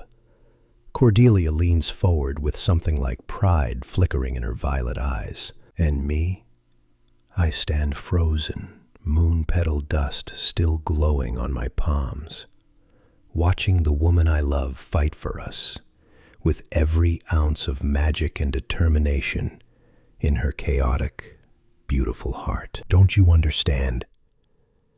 Tears stream down Pella's cheeks, but her magic never wavers. Her hands tremble as she reaches for me through the crackling light. The bond might have brought us together, but what I feel for you, your kindness, your strength, the way you see beauty in everything you protect, that's not magic. That's choice. Her words break something fundamental inside me. All the carefully constructed walls I've built over 2 centuries of loss and grief, they crumble, like the ancient stone I'm made of when exposed to the one force more powerful than time. Genuine love, offered freely and without reservation. I look into her amber eyes and see not magical compulsion, but real devotion shining back at me. The same love I've been fighting in my own heart. The feelings I've been attributing to artificial bonds and convenient excuses because accepting them as real would mean risking everything I've protected myself from since Elena died in my arms. But standing here, watching Pella literally wrestle moon petal magic into submission because she refuses to lose what we found together, I can't hide from the truth anymore. This isn't the bond speaking. This isn't artificial affection or magical manipulation. This is love. Real, messy, terrifying, beautiful love. I love you. The words tear from my chest like a confession and a prayer. Raw and honest and completely vulnerable.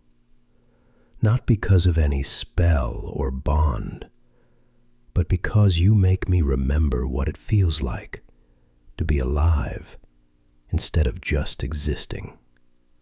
Because you see the man beneath the stone and choose him anyway. Pella's magic flares brighter at my words, the amber light intensifying until the entire shop glows like it's been dipped in honey and starlight. The weakened moon petal spell gives one final pulse, then begins to transform under her determination. I close the distance between us in 2 strides, my hands finding her face, just as hers find mine. Moon petal dust and emotional magic mingle on our skin where we touch, creating new patterns of light that have nothing to do with compulsion and everything to do with choice. When our lips meet, the kiss is desperate and passionate, filled with the relief of finally choosing each other freely. I pour everything into it. 200 years of loneliness, days of fighting my feelings, the terror of losing her, the revelation of loving her authentically. She kisses me back with equal intensity, her fingers tangling in my hair while her magic pulses against my skin in waves of pure emotion. Around us, I feel the artificial bond responding to our declaration. But instead of fighting the dissolution the moon petals initiated, it doesn't resist at all. The magical compulsion that brought us together simply transforms. The forced connection becomes authentic partnership. The artificial tether becomes chosen devotion. What magic created by accident, our hearts now claim by intention. The bond doesn't disappear, it evolves. I can still feel Pella's presence, but now it's softer, gentler. A chosen awareness rather than an imposed connection. Like the difference between being forced to hold someone's hand and reaching for it yourself because you want to. The assembled community erupts. Cheers and applause thunder through tome and tea. Magical fireworks explode through the skylights, not from the moon petals or Pella's magic, but from what seems like half the witches in attendance celebrating with spontaneous spellwork. Books dance through the air in joyful patterns, their pages fluttering like applause. Even the normally reserved floating candles burst into brilliant flames that cast rainbow shadows across everything. About bloody time, Jasper's telepathic voice rings with smug satisfaction, though I maintain that your courtship methods leave much to be desired. Crushing moon petals, really, the drama of it all. Laughter ripples through the crowd.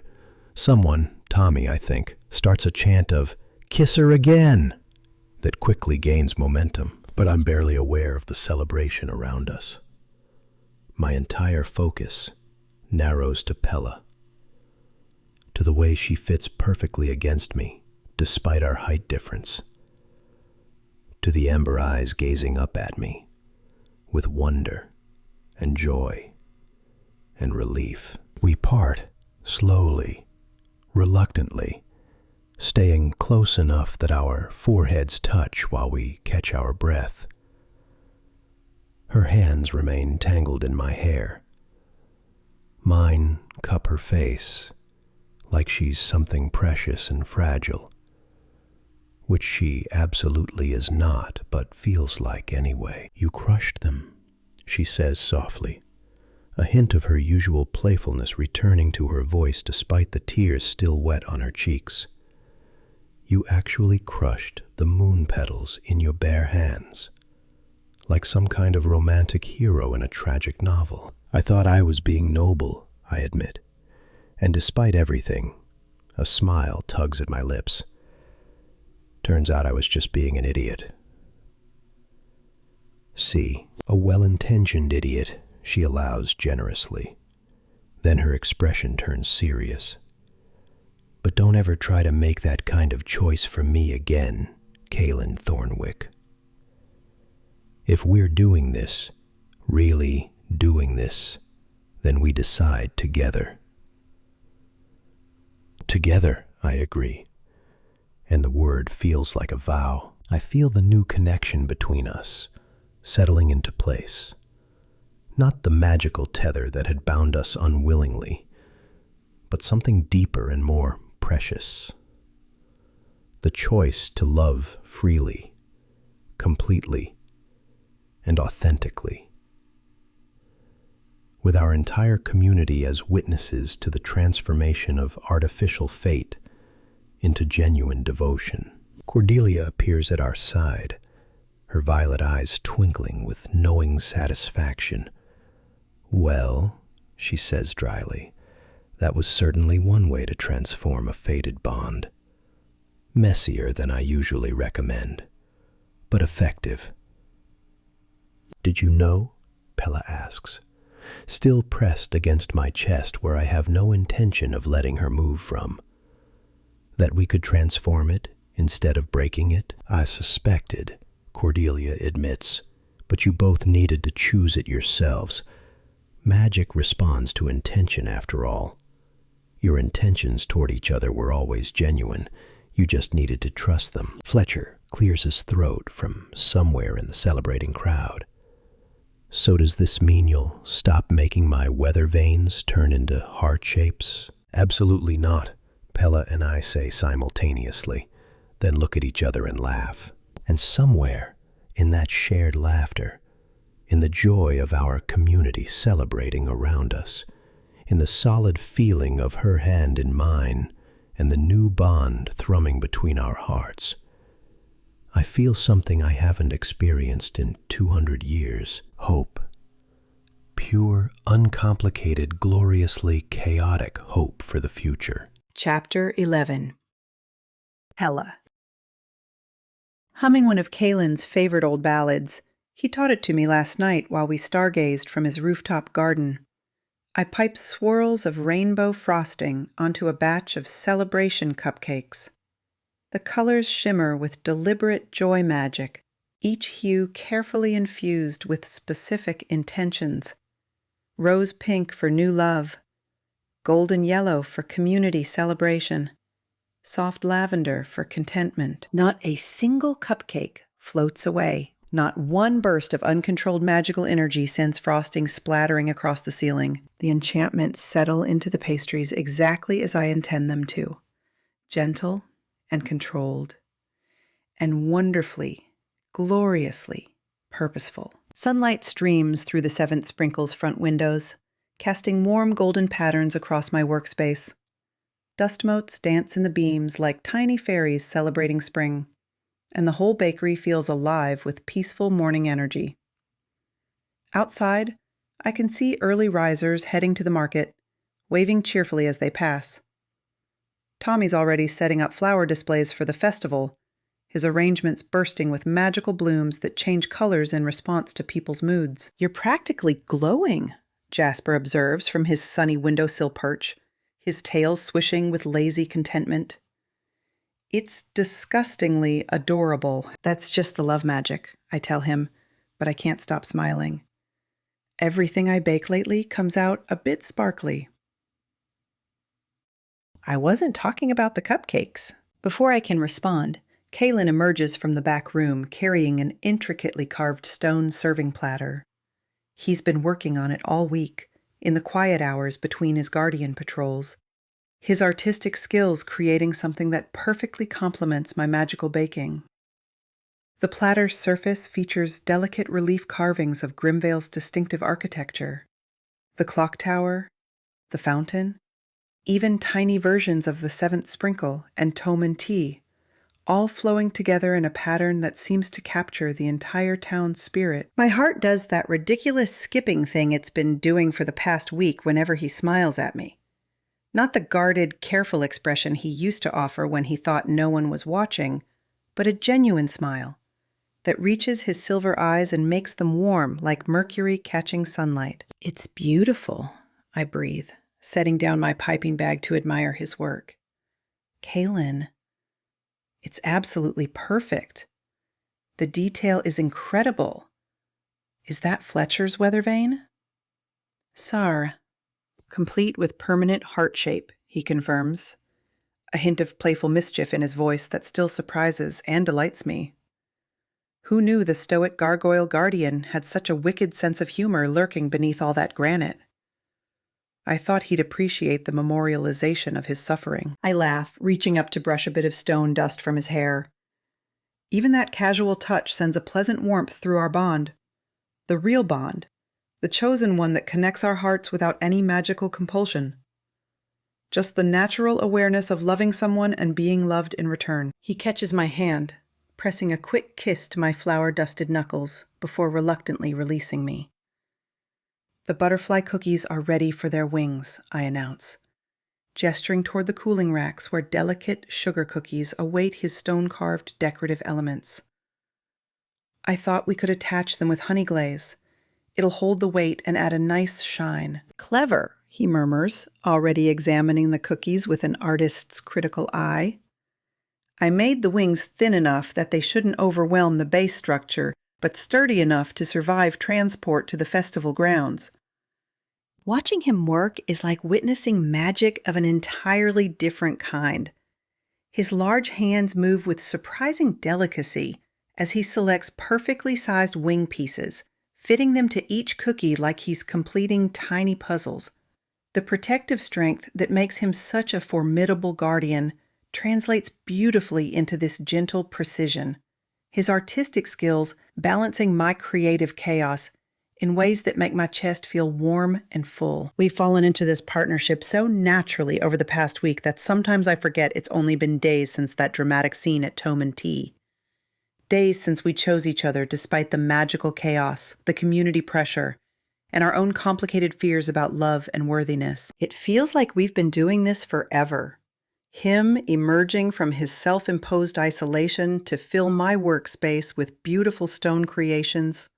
Me learning to channel my emotional magic into intentional enchantments rather than accidental explosions. Complementary opposites working in perfect harmony. Jasper stretches luxuriously on the counter, his orange fur gleaming in the morning light as he repositions himself to better supervise our joint efforts. His green eyes follow Kaelen's movements, with what I've learned to recognize as grudging approval. High praise from a cat who once threatened to cough hairballs on anyone who dared hurt me. "You're staring," I tell him telepathically, piping more frosting onto a fresh batch of cupcakes. "I'm observing," he corrects with dignified hauteur. "It's my duty, as your familiar, to ensure this arrangement continues meeting acceptable standards." And does it? Well. A long pause during which Jasper appears to be deeply contemplating something profoundly philosophical. Finally, "I suppose he's adequate." I nearly dropped my piping bag. From Jasper, that's practically a declaration of eternal devotion. Adequate, I prompt, knowing there's more coming. There's always more coming with Jasper. He does make excellent tuna selections, Jasper admits, his tone suggesting this is a significant factor in his assessment. That premium albacore he brought yesterday was particularly acceptable. And more importantly, his mental voice softens slightly, losing some of its characteristic snark. He makes you happy without trying to dim your magical brightness. He doesn't flinch when your emotions make the pastries dance or the oven purr. He just accepts the chaos as part of loving you. My eyes prick with sudden tears. Jasper. Don't get emotional, he warns immediately. The last time you cried while baking, we had sentient tissues floating around the bakery for 3 days. Very unhygienic. Too late. A happy tear escapes, and the cupcakes I'm working on begin to glow with soft golden light. Pure joy magic. Completely intentional this time. I approve of this development, Jasper continues, his tail swishing with satisfaction. Your magical control has improved dramatically since accepting that you're disgustingly in love. Plus, he fills my crystal bowl every morning without being asked. A rare quality in non-feline beings. Kaelen glances up from his butterfly assembly, catching sight of my glistening eyes and luminescent cupcakes. Everything all right? Perfect, I assure him, my voice only slightly wobbly. Jasper just paid you a compliment. I'm processing the shock. Did he? Kaelen's expression shifts toward the cat with genuine surprise. Should I be concerned? Yes, deeply, Jasper confirms. I never compliment anyone. It means I'm getting soft in my old age. Probably your influence, Gargoyle. You and your midnight tuna offerings. A movement outside the window catches my attention. Several children have pressed their noses against the glass, clearly hoping for some kind of magical spectacle.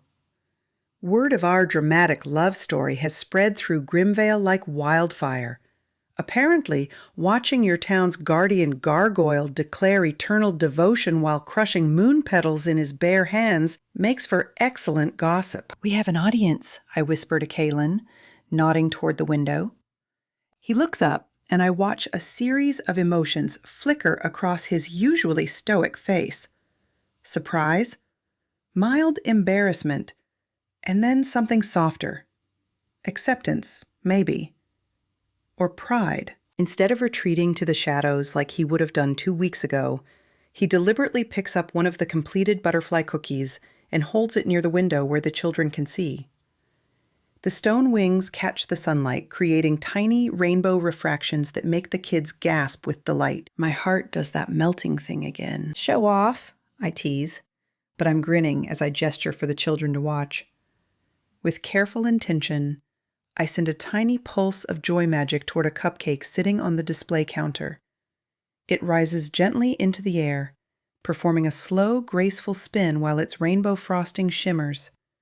Nothing chaotic or dangerous, just beautiful, controlled magic shared with an appreciative audience. The children's excited squeals are audible even through the glass. The bell above the door chimes, and Mayor Grimm enters with his perpetually harried expression and overstuffed leather messenger bag.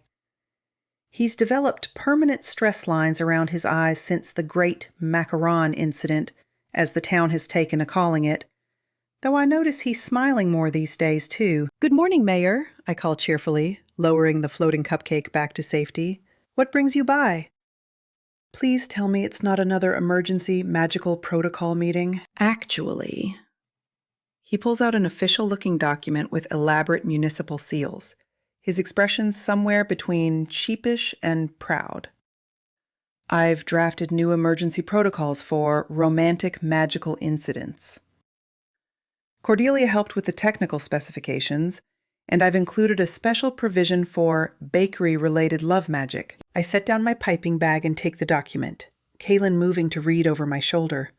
His solid presence at my back has become wonderfully familiar, steadying without being confining. The protocols are surprisingly thorough and hilarious. Section 3. Evacuation procedures for emotional baking episodes, I read aloud, laughter bubbling up. All civilians should maintain a minimum safe distance of 15 feet from any bakery during active romantic declarations, confessions, or reconciliations.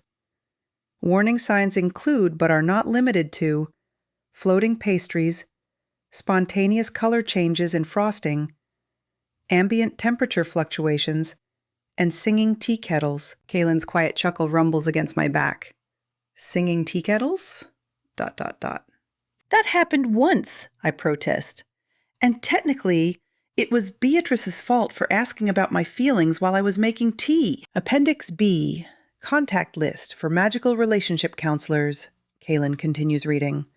Primary Consultant, Cordelia Nightwhisper, Tome and Tea. Secondary Consultant, Jasper the Cat, the Seventh Sprinkle. Telepathic appointments only. I charge premium rates, Jasper announces, preening. My wisdom doesn't come cheap. Mayor Grimm shifts his weight, looking almost bashful. I know it seems excessive, but after your situation, several other residents have come forward about their own complicated magical relationship dynamics. Cordelia's been fielding inquiries all week. I thought it best to have official procedures in place, just in case we have another incident involving powerful emotional magic and dramatic public declarations. I'm touched, despite the absurdity. This is so perfectly Grimvale, turning our chaotic love story into practical municipal policy, embracing the magical complications rather than trying to suppress them. It's perfect, I tell him sincerely. Thank you for taking this seriously instead of just, asking us to be less dramatically magical. My dear, this is Grimvale, Mayor Grimm says with a tired but genuine smile. Asking supernatural beings to be less dramatic would be like asking the moon to stop glowing. We work with what we have. Through the window, I spot movement at Tome and Tea across the square. Cordelia's distinctive silver hair catches the sunlight as she serves her truth-revealing tea to what appears to be another nervous couple. The woman, I think it's Clara from the herb shop, gestures emphatically while books float in curious patterns around them. The man beside her looks simultaneously terrified and hopeful. Look at that, I murmur to Kaelen, nodding toward the bookshop. We've started something. Cordelia's going to be busy with romantic consultations for months. Good, Kaelen says quietly. Everyone deserves the chance to fight for their love. Even when it's complicated. Especially when it's complicated. His hand finds mine, our fingers intertwining naturally. The bond between us hums with contentment. That chosen awareness that lets me feel his steady presence without overwhelming my own emotions. Mayor Grimm clears his throat diplomatically. Yes, well. I'll leave you to your festival preparations. Try to keep the magical displays to a minimum during transport, please. We've already had 3 reports of heart-shaped cloud formations over the town square this morning. Can't promise anything, I say cheerfully. Love magic has a mind of its own sometimes. After he leaves, Kaelen and I finish loading our enchanted treats and carved serving pieces into his cart for transport to the festival grounds. Each item gets carefully nestled in protective wrapping, though I add little cushions of air magic just to be safe. The butterfly cookies with their delicate stone wings, the glowing cupcakes that pulse with gentle joy, the elaborate cake centerpiece that took both of us 2 days to create, Kaelen's carved stone base supporting my magical confection in perfect structural and aesthetic harmony. Standing back to admire our combined handiwork, I feel something settle deep in my chest. Belonging. Not just as Grimvale's beloved, if chaotic baker, but as half of a partnership that strengthens both my magic and my place in this community. I'm not too much here. I'm exactly enough. Kaelen takes my hand as we head toward the door, Jasper trotting ahead with his tail held high like a royal standard. Outside, the spring breeze carries the scent of Tommy's magical flowers and fresh bread from the other bakeries participating in the festival. Colorful banners flutter between buildings, and residents gather in the square with the easy warmth of people who genuinely care about each other. Walking hand in hand toward the celebration, I realize something profound. My chaotic, emotional magic hasn't been tamed or diminished by loving Kaelen. It's been channeled into something even more beautiful. The confident joy of a woman who knows she's loved exactly as she is. Magical disasters and all. Happy? Kaelen asked softly. I squeeze his hand, letting my magic shimmer visibly around us in rainbow sparkles that make nearby children point and giggle. Disgustingly so, I confirm, echoing Jasper's earlier assessment. And for once, the magic responds exactly how I intend, with pure, uncomplicated, gloriously chaotic joy. Chapter 12. Kaelen. The earth is cool beneath my knees, rich with the life I've coaxed into existence over centuries. But tonight, exactly 1 year after Pella first climbed into my secret sanctuary with her characteristic fearless determination, the garden feels different, transformed. These aren't just my flowers anymore. They're ours. I settle a starlight peony carefully into the prepared soil, its silver petals already glowing faintly in anticipation of the moonlight to come. Beside it, one of Pella's laughter lilies sways gently, golden bells chiming with soft notes of joy whenever the breeze touches them. She created these last month, infusing them with the actual sound of her laughter, and now they fill the garden with that bright, bubbling music I've come to crave like air. Is that the last one? Pella asks from her spot near the eastern wall, where she's been tending the emotion vines she's training up the stonework. Her hands are streaked with dirt, auburn curls escaping from the messy bun she'd attempted. And she's never looked more beautiful. Almost. I tamp down the soil around the peony's roots with practiced care. One more, then this section will be complete. She straightens, pressing both hands to the small of her back with a groan that makes me smile. We've been working for hours, transforming the rooftop sanctuary from my solitary meditation space into a shared garden that represents everything we've built together. Where once I kept only moon-blooming flowers that complemented my nocturnal nature, now there are sun-kissed varieties that brighten the daylight hours when Pella often joins me here. Her emotional enchantments weave through my carefully cultivated serenity, creating something richer and more complex than either of us could achieve alone. I finish planting the final peony and brush dirt from my hands, then reach into my pocket. The small velvet pouch feels warm against my fingers, as if it knows the significance of this moment. I have something for you, I say softly. Pella turns, and the garden lights respond to her curiosity, brightening subtly. She's learned to control that somewhat over the past year, though her emotions still influence the magical world around her. I wouldn't want it any other way. She crosses to me, leaving her gardening tools abandoned. Kaelen Thornwick, are you being romantic without warning? I might faint. Sit down first, then. I gesture to the moss-covered bench we installed together, carved from stone I'd shaped and cushioned with plants she'd enchanted for comfort. Her teasing smile softens as she settles onto the bench, patting the space beside her. I join her, but my heart is racing, despite the year we've spent learning each other's rhythms, memorizing the small intimacies that transform strangers into lovers, into partners. This moment feels as significant as any ancient ritual, any guardian's oath I've ever sworn. Maybe more so, because this is my choice entirely.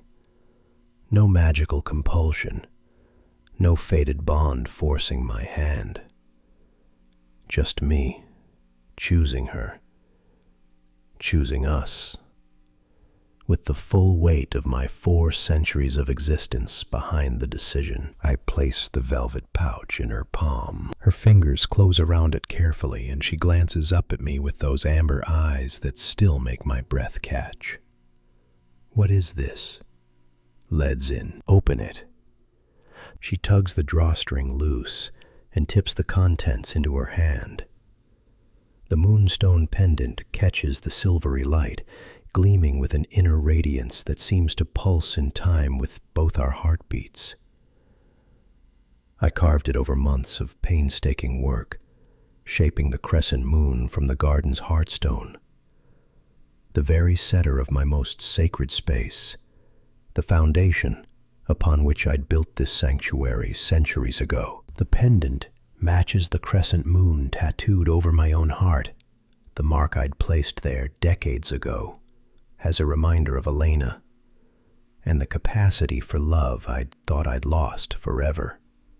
Now it means something different, something forward-looking. Pella traces the moonstone's curve with one finger, her touch reverent. Kaelen, it's beautiful, but this feels old, important. It's from the garden's foundation stone, I explain, taking the pendant from her trembling hand. My own fingers aren't much steadier as I unfasten the delicate silver chain. The first stone I placed when I created this space 300 years ago. Her breath hitches. I move behind her, gathering her wild curls and draping them over one shoulder so I can fasten the pendant around her neck. My fingers brush the soft skin at her nape, and I feel her shiver. Not from cold. The spring evening is mild, and the garden holds warmth like a living thing. From emotion. From the significance of this gesture. A piece of this place, of us, will always be with you now, I continue, securing the clasp. My way of saying that what we've built here belongs to both of us. Not mine anymore. Ours. File. The pendant settles into the hollow of her throat, glowing gently against her skin. It looks right there. Perfect. Like it was always meant to rest exactly in that spot. Pella turns to face me, and her amber eyes shimmer with tears. Happy ones, I know now, after a year of learning to read every nuance of her expressions. You're giving me the heart of your garden. I'm giving you my heart, I correct quietly. The garden is just stone and flowers. You're everything. She launches herself at me with enough force that I have to brace against the bench to keep from toppling backward. Her arms wind around my neck, and she's laughing through her tears, pressing kisses to my jaw, my cheek, the corner of my mouth. I love you, she says between kisses. I love you, you impossible romantic gargoyle. How am I supposed to compete with the literal heart of your sacred sanctuary? It's not a competition. I catch her face in my hands, thumbs brushing away the tears on her cheeks. Whatever you give me will be perfect because it comes from you. She pulls back slightly, eyes sparkling with mischief now alongside the emotion. Oh good, because I also brought you something. Pella scrambles off my lap. When did she climb into my lap? I'm not complaining. And retrieves the basket she'd carried up to the garden earlier. From it, she produces a small cake that glows with warm golden light, like captured sunshine given form. "Joy cake," she announces, her smile radiant enough to rival the cake's enchantment. I've been perfecting the recipe for weeks. It's infused with every happy moment we've shared. Our first real conversation, the night in your garden when you told me about Elena, the morning we woke up tangled together, and Jasper threatened to move out, that ridiculous incident with the floating fountain last month. I laugh at the memory. The fountain incident had involved enthusiastic lovemaking in the garden that had somehow activated every water feature in Grimvale simultaneously. Mayor Grimm had been less than amused. "I wanted to feed you pure happiness on our anniversary," Pella continues, breaking off a piece of the glowing cake. "The same way you fed my heart with patience and understanding, and this beautiful garden we've made together." She lifts the cake to my lips, and I open my mouth to receive her offering. The magical sweetness floods my senses the moment it touches my tongue, and suddenly I'm experiencing it all again. Our first kiss in the cave, surrounded by fireflies and magic. The night I confessed my deepest fears, and she held me while I shook with the weight of finally sharing my burden. Waking beside her in rumpled sheets, while morning light painted gold across her skin, and Jasper's indignant yowling echoed through my quarters. The ridiculous joy of the fountain incident, both of us laughing helplessly as water geysers erupted across town in sympathetic response to our passion. Every moment of happiness we've built together, distilled into pure sensation, and fed to me with her own hands. The emotion overwhelms me. I pull her close among the blooming flowers, burying my face against her neck where the moonstone pendant rests. She smells like sugar and magic and home. Gods, when did she become home? "I love you," I whisper against her lips before claiming them in a kiss that tastes of joy and devotion and the sweet magic she's baked into physical form. We sink together onto the soft moss between lavender bushes and night-blooming jasmine. Her hands tangle in my hair, and mine find the curves of her body through the thin cotton of her gardening dress. The moonlight bathes us in silver, and the flowers respond to our joy by blooming brighter, their magic intertwining with ours. Pella's fingers work at the buttons of my shirt with increasing urgency, and I help her, shrugging out of the fabric while she trails kisses across my chest.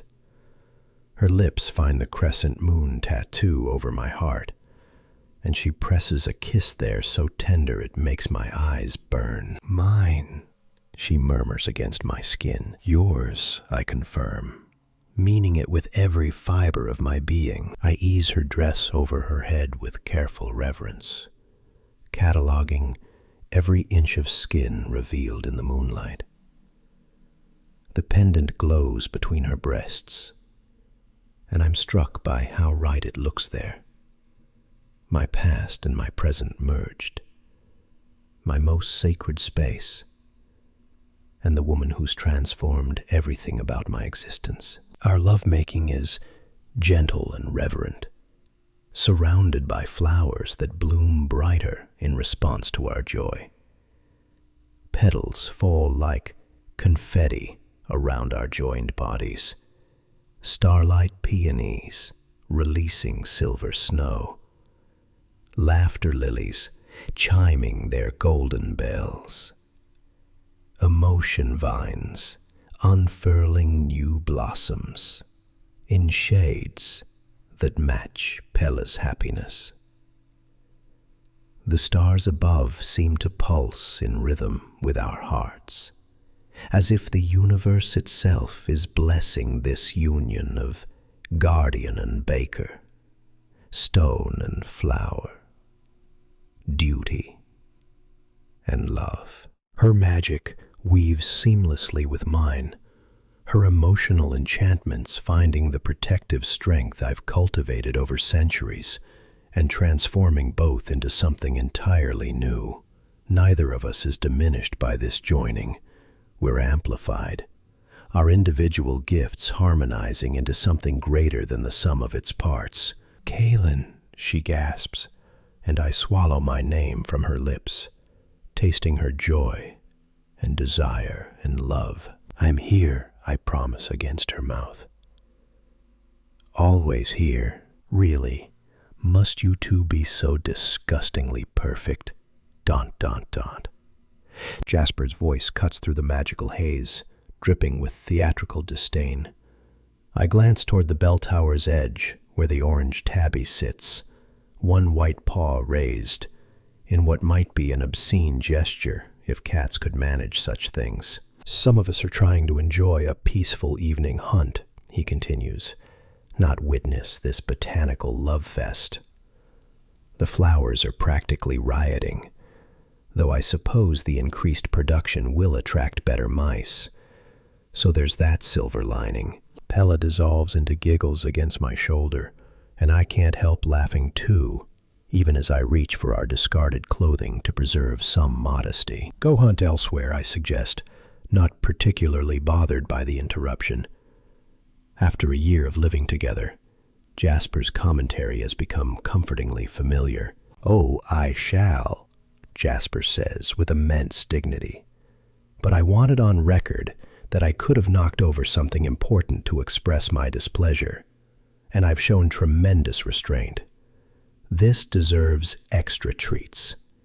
He vanishes into the shadows with a flick of his tail, leaving us alone again in our blooming sanctuary. Pella curls against my chest, her head pillowed over my heart while I trace lazy patterns on her bare shoulder.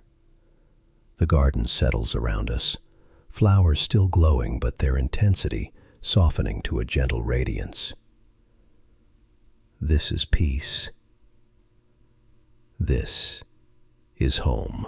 "We should expand the garden," Pella murmurs sleepily. "Add a greenhouse on the eastern side, maybe.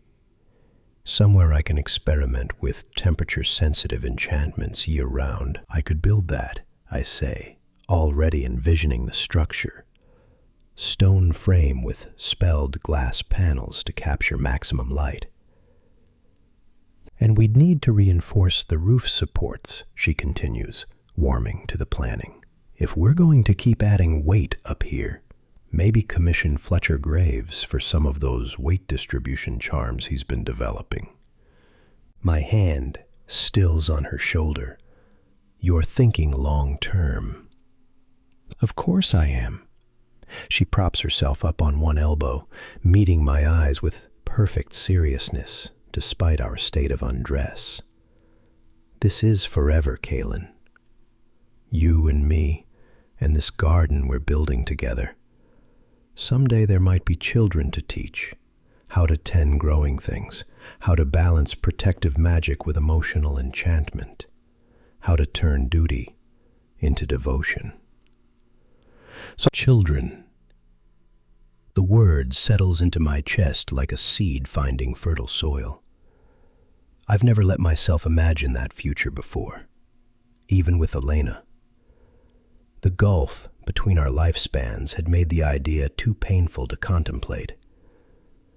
But Pella is a witch, blessed with longevity that, while not matching my own, will give us decades together, maybe even a century or more. Enough time to build a family, enough time to teach small hands how to plant moonflowers, and small hearts how to love fearlessly. I'd like that, I admit quietly, teaching them together, watching them grow in this space we've created. She beams at me, her joy so bright it makes the pendant glow stronger. Then we'll need that greenhouse sooner rather than later. Can't let the children think we're unprepared. Below us, Grimvale sleeps peacefully under my watchful protection. I can feel the town's rhythms through the stone beneath us, every heartbeat and dream and quiet breath. But for the first time in centuries, my guardian duties don't feel like a burden carried alone. Pella's presence has transformed my solitary vigil into a shared commitment to nurturing both our community and our love. When I patrol now, she sometimes joins me, her magic complementing mine as we ensure the town's safety. When danger threatens, we face it together. When all is calm, we return here to tend beauty and plan futures and feed each other happiness in whatever form it takes. Forever, Pella murmurs sleepily against my skin as dawn approaches, painting the sky in shades of rose and gold. I tighten my arms around her, breathing in the mingled scents of her hair and our blooming garden, jasmine and lavender, sugar and magic, moonflowers preparing to close for the day, while sun-loving varieties stretch toward the coming light. Forever, a word that once meant endless loneliness, now promises infinite shared mornings, countless gardens grown together, generations of love carefully tended and allowed to bloom wild. I press a kiss to her forehead, feeling the steady rhythm of her breathing as she drifts into sleep, trusting me to hold her safe while the sun rises. The greatest magic isn't in ancient bonds or protective spells, I realize. It's in this: two hearts choosing each other again and again, every day, for all the days to come. Stone and flower, guardian and baker, forever intertwined. Thank you for listening. Please visit me at winvalentine.com to stay up to date. Please subscribe, leave a comment, and review.